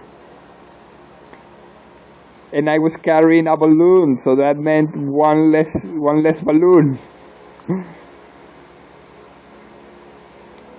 Not just that, but also the controllers were there. I play with a control pad, and I had the Osna snail. Yes, Osna sail. I think that's the one, right? I'm not entirely sure of the name, but it sounds familiar, so it might just be that one. So there's a crossing there, a crossroad, and there are like the fake red herbs. It's like a red herb patch, but it doesn't allow you to take red herbs, which it definitely should let you. And well, we had like the smallest fight ever, which was not even a fight. We were just massacred. And then it was like 5 minutes or so trying to get the controllers to work, to remember what was that I configured on the control pad. And I also now have a very crucial button on the control pad, damage. So that was a setback. And well, it wasn't very far that I managed to take my friend Amber 9 on the wall of Erin. We just managed to go a little bit beyond the dragon graveyard digging site. We were heading towards Bangor and didn't make it very far past the dragon digging site from the Osna place, Osna crossroad. And yes, I felt a little sad and a little undelivered. I don't know if that's a word, but like I couldn't deliver what I wanted, and hopefully I'm able to change that sometime soon. Like, the computer has its days. Nowadays, its days are less than what they used to be before. Probably the little piece is about to fall off, like a tooth. Maybe it doesn't have enough holding to the motherboard and may fall off eventually. Maybe it's falling more off now, or maybe it's the piece itself that's getting damaged. I have no idea. It might even be the charger. So I have no clue. Or maybe it's like the battery. I don't know. I don't think it's any of those things. I think it's the first option that I mentioned. But sometimes it just works. Yesterday it managed to work, but that's a sad story. I managed to do a couple of streams on the Lord of the Rings Conquest. You might be able to see them on the videos on demand in this same channel. And the reason why I managed to do that is because yesterday, for some reason or another, the computer held the charge. It was working. It was all good. It managed to stay connected. And the whole day, it went that way. which is actually how I managed to do some of the arrangement to be able to do this stream. I was able to, I had Mabinogi, but I hadn't had Nexon client properly configured, so I had to run that update, tell the Nexon client where the Mabinogi client was, free the space up because they're like very picky on that. Instead of doing a check-in on the files, it does like, oh, you need so many space, and then you can replace the files, and then it says, oh, okay, the files are there, but you need to have the free space in the start. So I didn't have that, and well, that took a lot of time too. And that was done between the charge that the computer managed to hold yesterday and some half-hour sessions that I was able to do on my previous stream. I was streaming Master of Magic, and at the same time, every couple of hours, I use half an hour to do some computer arrangements in order to be able to properly configure the game to do the stream. And the problem was that at one point between the day of yesterday and the day of today, I fell asleep with the control pad just right next to me, and I had like one of those shocks when one wakes up in a shock or something. I don't even know what happened, and just by the worst luck ever, just by the matter of the worst luck ever, I did a pull on the control pad cable, and it just moved the computer. It didn't set it flying, as one may imagine from the drama of the dramatism in the story. It didn't send it flying through the room or something, but it still made it to move just enough to lose whatever position, whatever magical position the charger had that allowed it to hold for the whole day. I was feeling so sad. I was feeling so sad because, as I mentioned, this is my favorite game, and after this I'm planning to stream a little bit of Lineage 2, which is my second favorite game. And yesterday, when I saw the computer charger working, I had my hopes so high. I was thinking, oh, I'm gonna be able to stream the whole day. I'm gonna be able to do at least 6 hours Mabinogi, 6 hours Lineage. If I haven't fallen asleep yet, I'm gonna do 6 more hours Mabinogi again, 6 more hours Lineage, 24 hours of awesomeness. And all those plans failed just because I pulled a cable by mere mistake, just because I fell asleep for a couple of minutes right next to it. It was the worst way to start the birthday, honestly. I don't want to feel all that bad because, well, Master of Magic is also a good game. It shares a position with another game that it is another game that took a big inspiration from it. It's like on number 7, if I'm not mistaken, number 6 or number 7 in my top 10 list of games. So Master of Magic shares a position over there with a game that's more or less the same as it is on number 7 or so. Hopefully you get to see that stream, and hopefully you get to see the game that I'm talking about soon enough when I stream it. And number 7 is not about number, especially when I'm talking about having played, I don't know, probably 100 or more games. And I think that's like the last one. I don't even think I have a top 10. I think I have like a top 7, and after that, all the games, or most of the games, I find awesome. Maybe like 99% of them. Maybe there's 1 or 2 that I think, oh, this is not even. But I don't think there are many like that. Maybe just a couple rare exceptions. So even though it is not like on the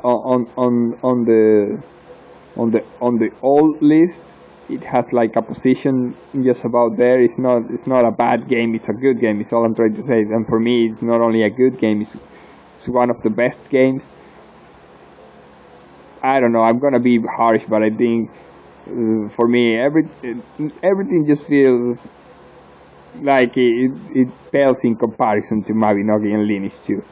And my number 3 and 4 games, which I'm not saying yet because I'm going to be asking them as a riddle later on. But yeah, my 4 favorite games are just my 4 favorite games. After that, number 5, 6, and 7 are also very awesome, very good games that I will love playing and love playing. But still, it's not the first 4. And still, it's not the first 2. It's not Mabinogi and Lineage 2. So it made me feel sad, that's all. I don't want to be unfair with Master of Magic or any other game, because as I'm saying, I enjoy playing them. I love playing all of those games, all of these games, and almost any game. But I just felt so sad because I had like the hopes for that. I had like, oh yeah, I'm gonna be able to go back to the land of Erin and in a big way. And instead, I only managed to play like less than 5 minutes. Yeah, it kind of was a letdown for me. But I'm just complaining. I shouldn't do it because, as I'm saying, Master of Magic is still a good game, and I feel I'm not giving it enough honor by saying all these kinds of things. Yeah, it's still a little desperating, a little, I don't know, awkward to have the computer fail so much nowadays. Just the charging, it sometimes does as if it was going to work, and then it starts irremediably discharging. It starts irremediably discharging, inevitably discharging. And I move the cable, and sometimes it does a beeping sound like it's about to start charging, and then it does another beeping sound saying no charging. And that's sometimes more or less what happens on the whole half an hour. But this stream has been crazy, nevertheless. This stream has been quite unexpected. It started not the way I wanted, because I actually left the client open in order to be able to jump right into it. But it gave an unknown error, so I had to close it down, close the Nexon client, reopen everything. That took a long time. But we got to see a StarCraft role-playing game book, which I didn't know even existed. I didn't know there was a D20 StarCraft system to begin with, and we got to see a little bit of it on stream, so that was entertaining. That was good. And then we started playing Mabinogi, the usual. Sometimes to run the client thingy, but eventually managed to run it and open it, and well, I don't know. I think that took more time than the actual gameplay, sadly. And I'm not expecting to have a very different story from Lineage 2, sadly, either. Because the time it takes to open the server, the time it takes to open the client, the time it takes to connect, the time it will take me to re-understand what it is that I made with that control pad, what controllers are mapped there. That's going to take me a couple of minutes, and by the time I have all of that set up, it's probably just going to be, once again, 5 minutes or so for the charge. But nevertheless, I should have probably just said no and not try to stream these two. But I wanted to have them, at least a little memoria of them, because well, all the things just joined together, being the birthday and being the favorite game, so I didn't want to let the opportunity pass, even though I kind of was expecting something similar. Well, not something similar, I was expecting to play just a little more, but it was a little less than expected. Still, I don't know, if one takes those first 5 minutes, it still might probably make a good highlight. Something that oh yeah, I want to see some Mabinogi, and you can see, I don't know, Amber running around with a backpack for 5 minutes.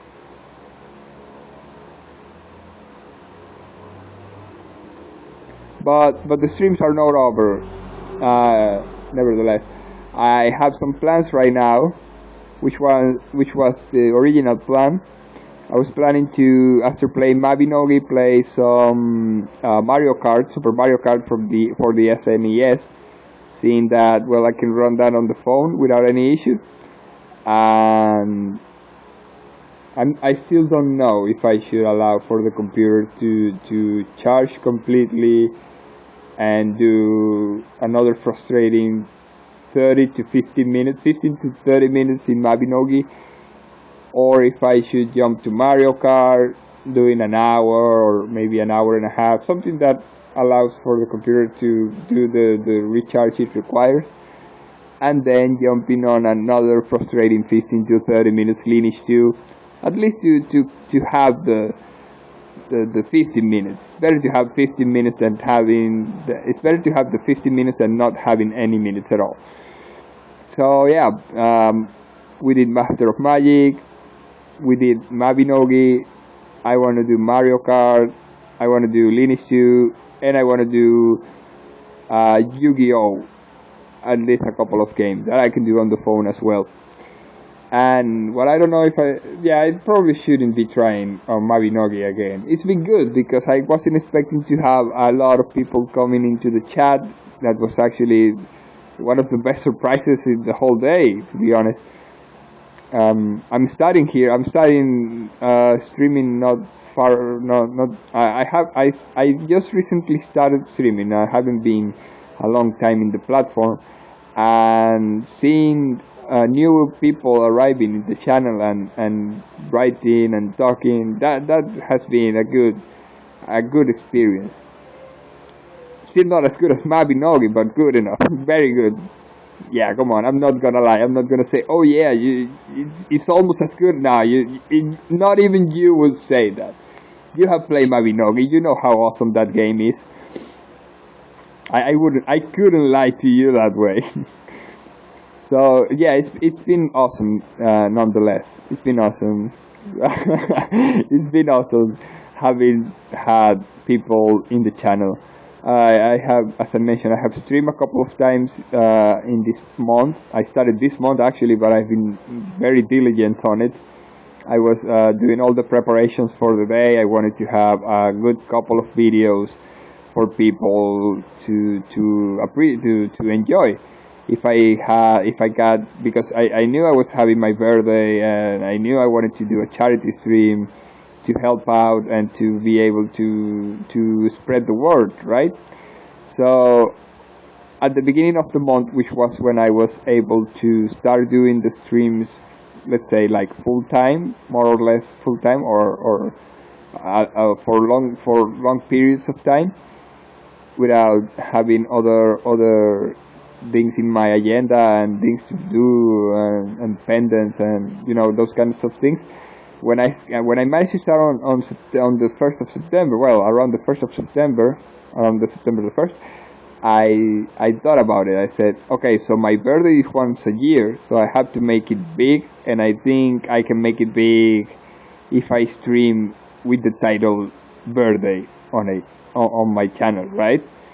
Because it's something that calls, right? It's something that looks interesting, in my opinion. If one is just strolling around the channels and see one that says birthday, it's probably going to be the one that might attract the view of some people, in my opinion.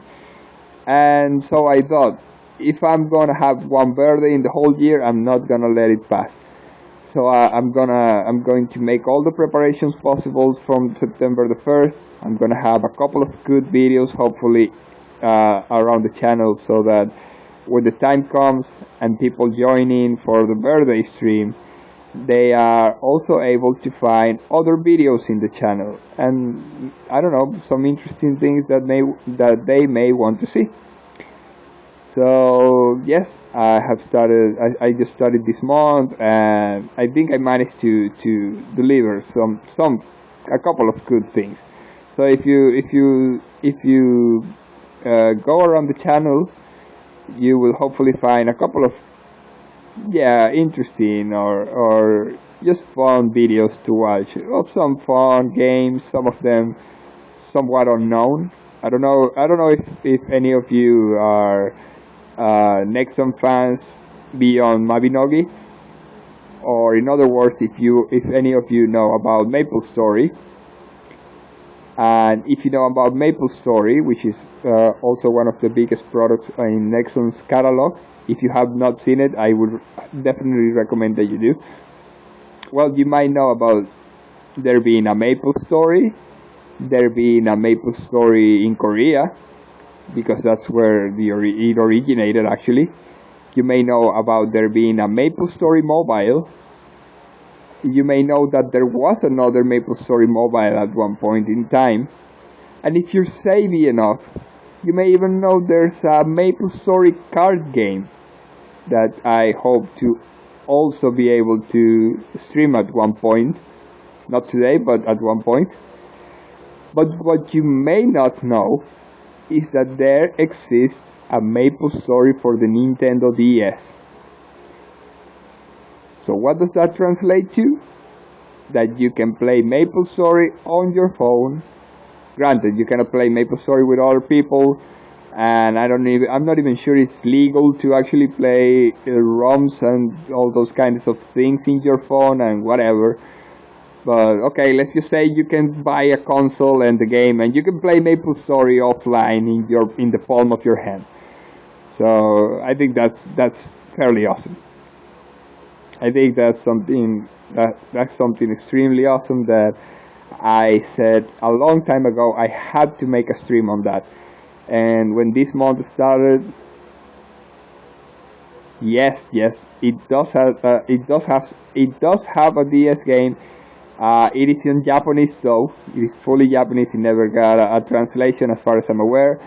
So hopefully you are learning those hiraganas and katakanas and kanjis and all of that thing.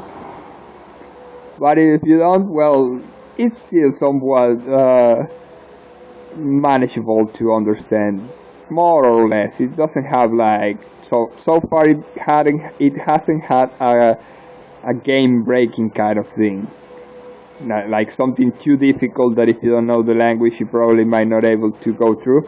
And even if it did, well, at least the first 10 minutes or so are on videos here, so anybody can see them and see a little bit of what the game is. I try some different resolutions. Some of the footage doesn't even have audio, and I don't know why. At first I thought it was something about copywriting or something like that, but in the end I thought it was probably a headphone issue. Might have been a microphone or a headphone issue. I have no idea. But yeah, the streams are there. They're on different settings. You can see them on landscape, you can see them on portrait, you can see them on a landscape that was looking like a portrait. You can see them dual screen, you can see them single screen, you can see the wrong screen with the touch screen and the non-touch screen. There's a lot of possibilities there. But if it was for me, if it had been for me, I probably would have played it on a vertical screen, because I have the phone in a vertical sense. So right now I'm having to twist my neck a little to be able to see the landscape thingy. But yeah, I expect to see some of those things in the channel. Some portrait, if you have a phone, it's awesome because you can see it on the web page, on Twitch web page, and you can see it portrait full screen. So that's awesome, because for anybody who has used a phone, you probably know that holding a phone on your hand is probably or possibly comfortable enough to see videos and all of those things. Other than that, well, what else is on the channel? There's some Heroes of Might and Magic 3. There's a little experiment I tried to do that I was not able to fully accomplish.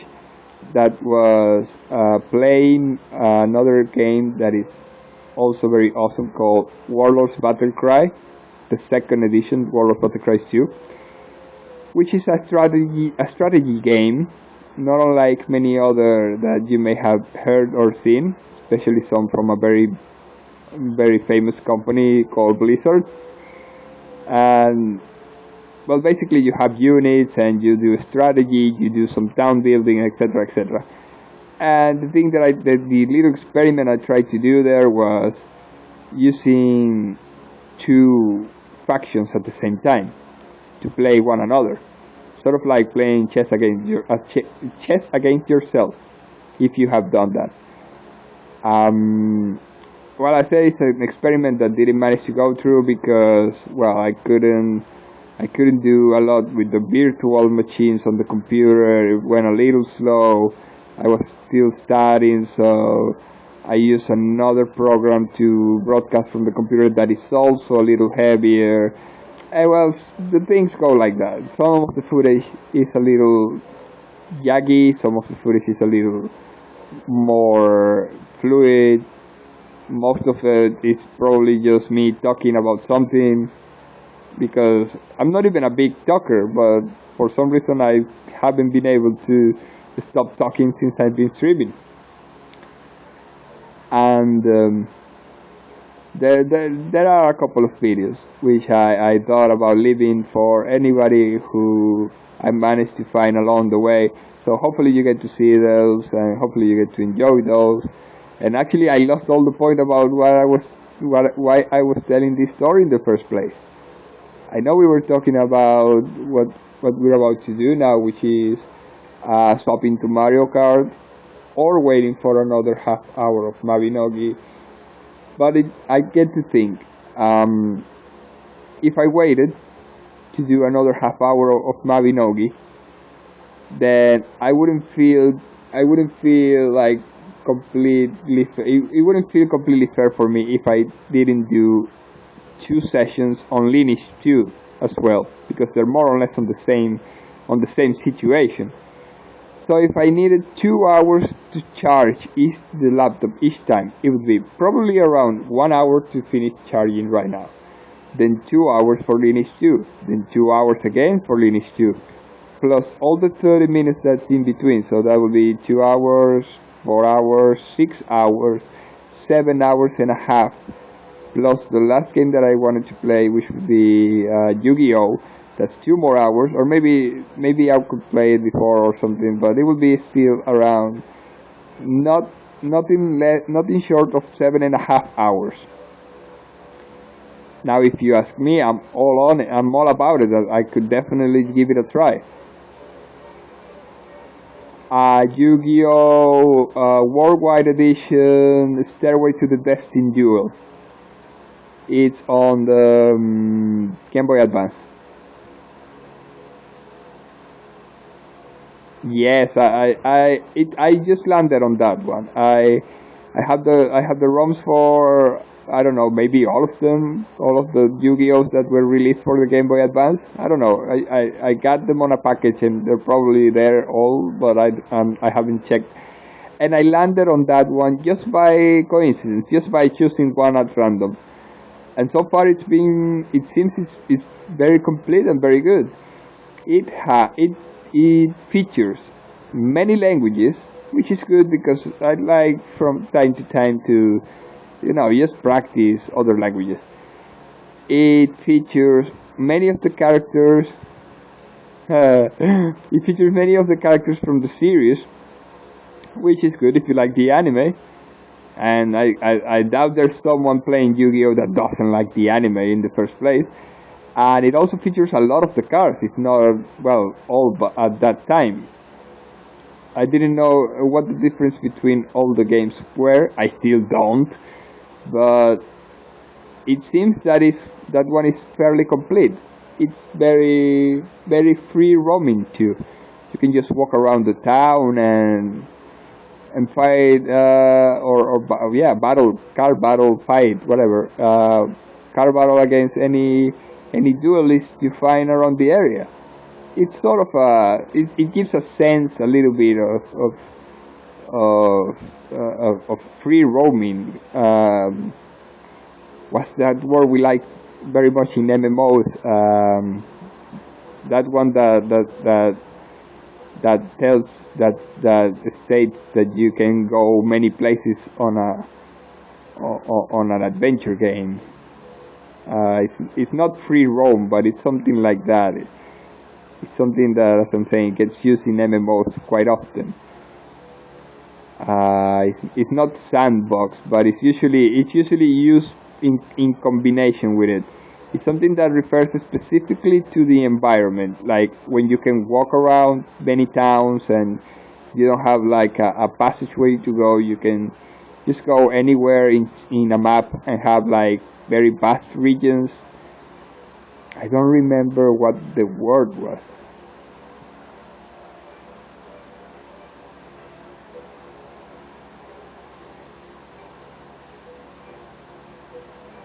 Well, let's use free roam for the moment. So there's that one, that game specifically I enjoy so much because there's a lot of free roaming in there. And I started already, so I didn't get to see the other games yet, but I'm collecting cards already there, so I'll be playing that one on a more or less regular basis. Since I am having a channel, or I'm trying to make a channel that portrays many games as possible, it's hard for me to do like a second play on a game or even a third one or something. So even games that I used to play before on a regular basis, right now I haven't been able to. Nevertheless, I'm faithful to Mabinogi and Lineage, and as soon as I'm able to fix the computer, or as soon as the computer gets a good day in battery, I'm still going to jump whatever programming I have, whatever schedule I have programmed, and probably stream one of those too. They take like a VIP kind of place. But also that Yu-Gi-Oh one, which is nowhere near the number, the first games, but still a very awesome game in my opinion, a very good, and I like card games very much. I still will play, and I still try to play on a more or less regular basis. So that Yu-Gi-Oh one, I'm collecting cards on the 3 decks. When you start, you get 3 decks, right? A green one, a black one, and a red one. And I got a save game for each, and I'm collecting the cards on each one, and I'm able to play both sides of the table using one of the emulators that allow you to do cable connection, Game Boy Advance Link on the same device. I've been able to do battles against myself on that game using the cards and all of that, which is awesome in my opinion, and it is something that I will showcase later on today. But that's what I'm saying. If I were to do another half an hour of Mabinogi, then instead of being 5.5 hours, which is a lot, it will turn around to probably be more than 7.5 hours, which I may be able to do. But the problem would be if I'm not able to do it. If I fall asleep for any chance, I will feel very bad to all the other games I will not be able to showcase. So in order to not go into that, in order for that not to happen, what I'm thinking I'm going to do is I'm going to do the Mario Kart like right now. Then I'm going to do the Lineage 2. Then I'm going to do the Yu-Gi-Oh! And then, if I'm able to still be awake, I'm gonna do another half hour of Mabinogi. And then repeat the cycle, another 2 hours of another awesome game while the computer charges, and then another half hour of Lineage 2. That's the idea I'm having.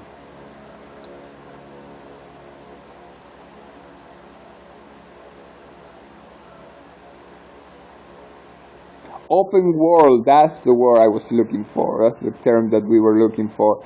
when a game is it has like many possibilities to roam around the land. They call them open world.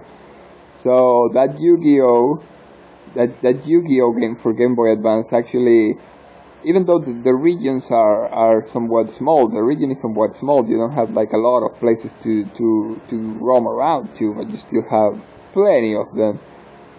And in a game that actually shouldn't actually require even to let you move around, because well, you might as well just be in a building doing all the battles and it will be good still. It gives a sort of sense of open worldness and RPG. I don't know if you have seen that particular Yu-Gi-Oh for Game Boy Advance game, but I definitely recommend if you haven't. If you haven't, well, I invite you you have played it, then you know what I'm telling you about. You can go around the city, just walking around. Oh yeah, I want to go to the subway station, and you can go to the subway station. Oh, I want to go to the shop, and you can go to the shop. Of course, you cannot do anything in those places because the game focuses on the dueling and the things, right?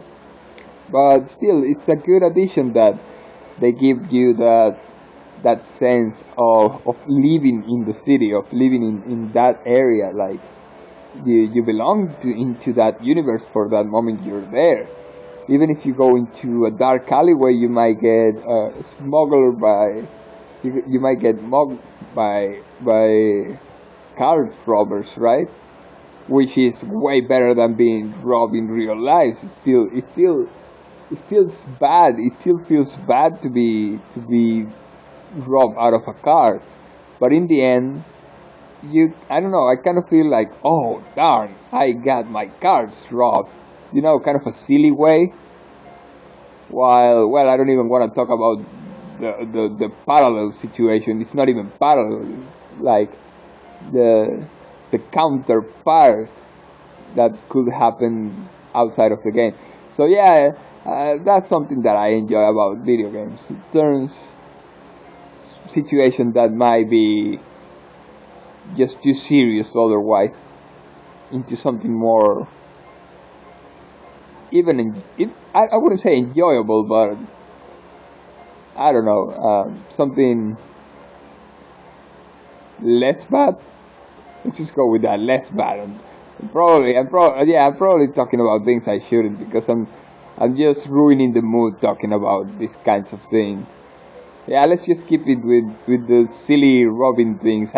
You wouldn't guess I got robbed of my, what was the card's name? It's not Dark Magician. It's the other most powerful Dark Magician. It's the Dark Magician of Chaos or something like that. Chaos Magician, I don't know. It's like a card that you can only play with a ritual card, which already makes it super difficult. And it's like 8 stars or something, and I got it robbed. So, and the worst part is that it's one of the cards that you get given at the start, and I got it taken from me, but I still have the ritual card, so I'm kind of having that poor ritual card, I don't know, for role-playing purposes, but not being able to. Magician of Black Chaos, that's the one. So yeah, fortunately, that game has a lot of codes, and I have all the codes, or some of the codes, I guess. So I could be able to summon that card again if I needed to. But not yet, not right now. Maybe at some point, like, I'm gonna give myself a giveaway or something. Maybe I could even involve the Twitch chat into all of this or whatever.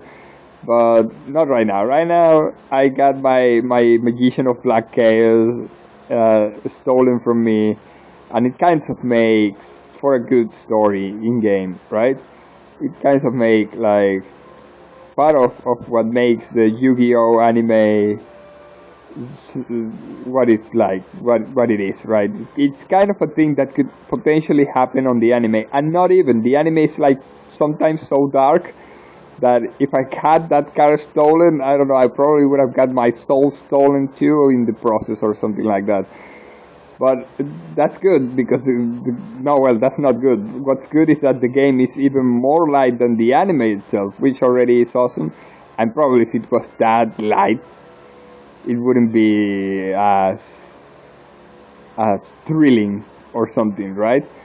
But yeah, it felt kind of anime, anime. It felt kind of anime. It felt like kind of something that could happen in the anime, and that was entertaining. Even though I lost I think probably what is considered the biggest number, the most powerful cards in terms of numbers. At least the one that you get from the start, right? From the deck, from the starting deck. But yeah, that's not something that worries me, especially because of that. If you have the feeling that you can recover it whenever you want, then that is even that is even a more relaxing feeling. And it's good because I have all those cheat codes in one trusty platform that I downloaded. It's called the cheat book. Yeah, it's just like cheating and book, book. Cheat book database, you can find it online, and it has a lot of cheats for a lot of games. Which, okay, why would I have that if I can just get them from the internet? Well, if you're thinking that way, then probably you haven't had your internet failing at one point or another.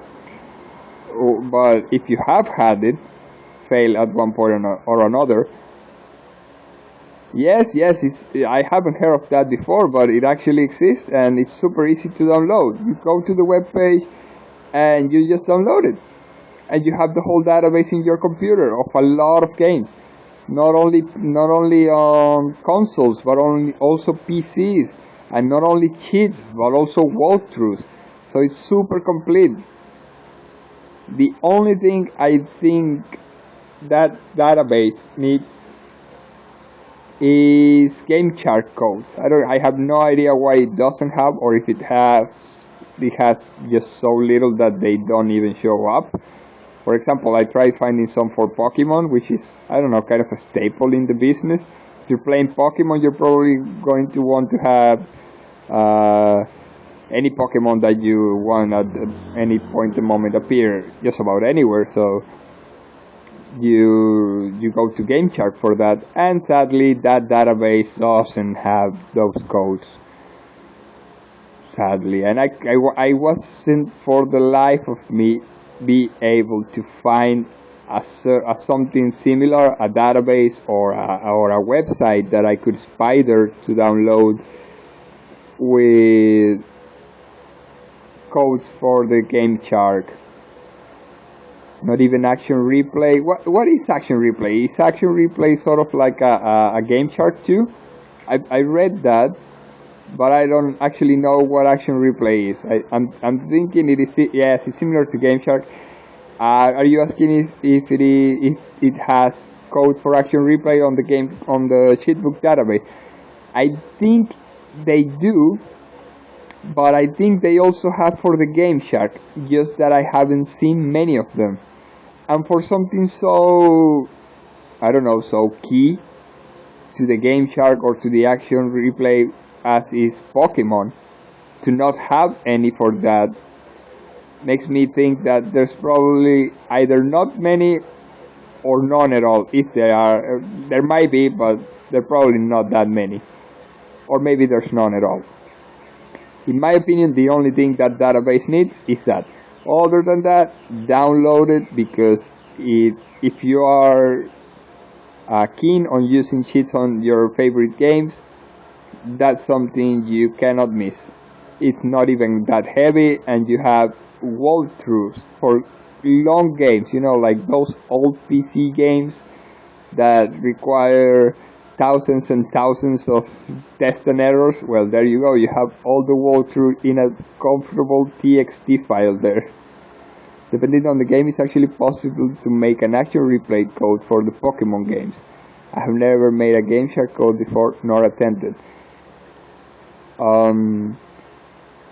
Yes, I have not a lot of experience on the matter either, but I kind of read something like that, like you could make the code, but I have no idea how that that can be done. Is it like a trial and error, a reverse engineering? Do you have to, I don't know, disassemble the ROM or something? Any experience with cheat engine? Not at all, just using them. I have possibly, I think I once did a game chart, not did, not do, like use. Yeah, let me correct that. I think I once used one code for Pokemon to test it, but that was about it. I found it on a web page because I searched specifically for that code, and possibly like, oh yeah, let's go have Mew on the first Pokemon encounter, something like that, and that was it. I lost the web page, I lost the save play, the save game, I lost everything, so that something like happened there, and it was about that. Well, with Cheat Engine, it hooks into the game, and for example, if you want to make a 199 or infinite, you buy the item 20 times. But you still need the code, right? Then you Cheat Engines to search for the value 20. Oh, okay, I'm kind of understanding. Then buy the same item for another 20. Okay. Then sell for 20, and so on. Okay, so it kind of does the disassembly of what's happening on the game for you, and you are able to read it in our cheat engine should be able to pick up the pattern, and you can find the string from there. Oh, okay, I understand. It still sounds complicated, especially to do it on games that you have no idea how they are, but on what the pattern that one is looking for, right? So does one need to be pointed at the pattern and be told what pattern can be replaced for what other patterns, right? Or like you will still need a guide for that, maybe.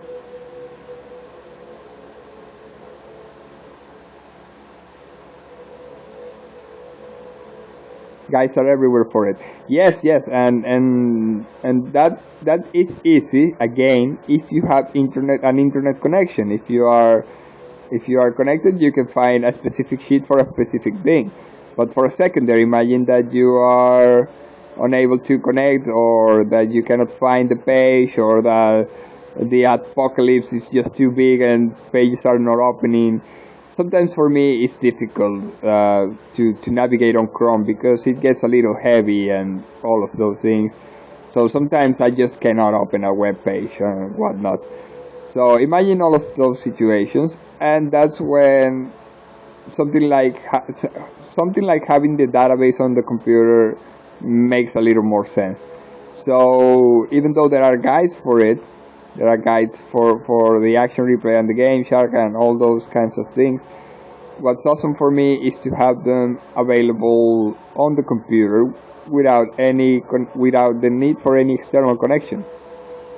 Well, with searching, it's not that bad to search for a value as long as you are only looking for and affecting only that item. Yeah, otherwise I suppose it can be game breaking. Still, with some trial and error, one might even be able to reverse engineer what it is that one is looking for on the string, even without a guide, right? But nevertheless, I don't know. I'm more of an action kind of person, which is a sad excuse to say I'm super lazy to do it. At one point in time, who knows? I may just have to end up doing it. But for the time being, I definitely want to find an easier guide to have all the Pokemons available, and then yes, certainly when there's no cost, you have to do it yourself. The truth, that's the entire truth. And when there's no other option, either do that. I think one has the option to either do it or do something else. Sometimes I choose to do something else, which is bad, but well, I don't know. I sometimes I want the easy way.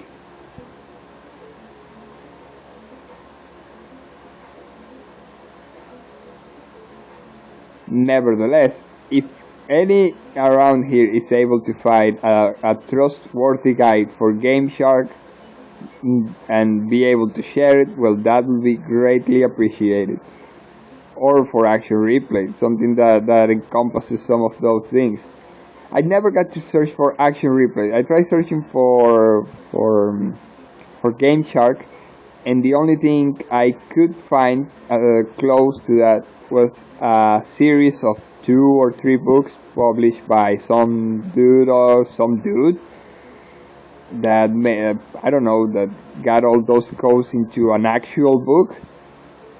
I think I wasn't even able to find like a digital version of it, and that's without saying a digital illegal version of it. I couldn't find anything on that. I think there were digital, but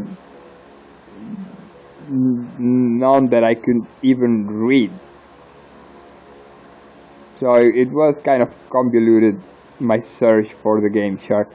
But if you're interested on any other kinds of game cheat codes, go search the the cheatbookdatabase.com or something like that. It's cheatbook database.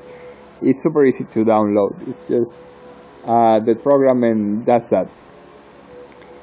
Okay, so at the moment we have the laptop fully charged, which it would make for a complete waste to do something else without having it discharge again on us, because it probably will. It's not a good idea to base upon thinking that it's going to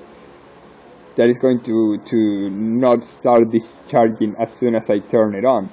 So, but still, I'm gonna keep up with the plan. So what we're going to do is change the game right now for Lineage 2. Hopefully you get to stick around and see some of the Lineage 2 footage. And hopefully we actually get to be able to record some Lineage 2 footage. And after that, if the computer fails, then go to Mario Kart and go back to charging the computer.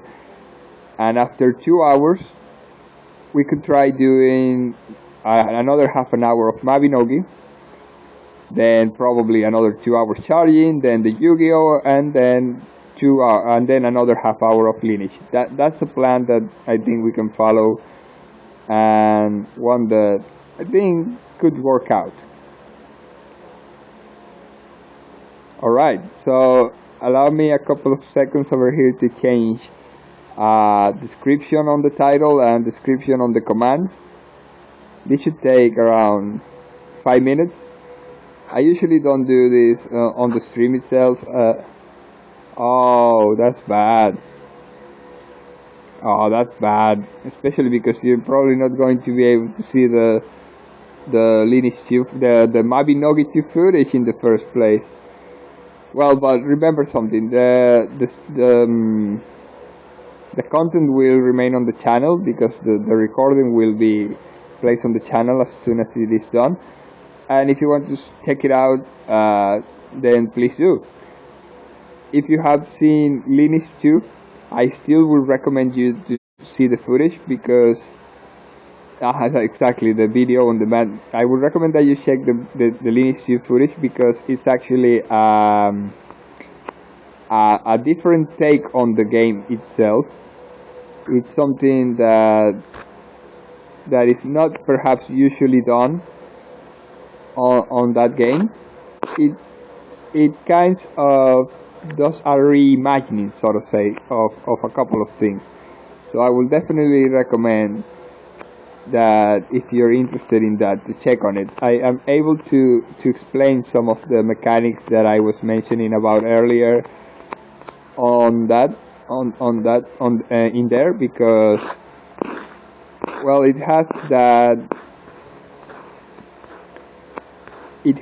possibility to be able to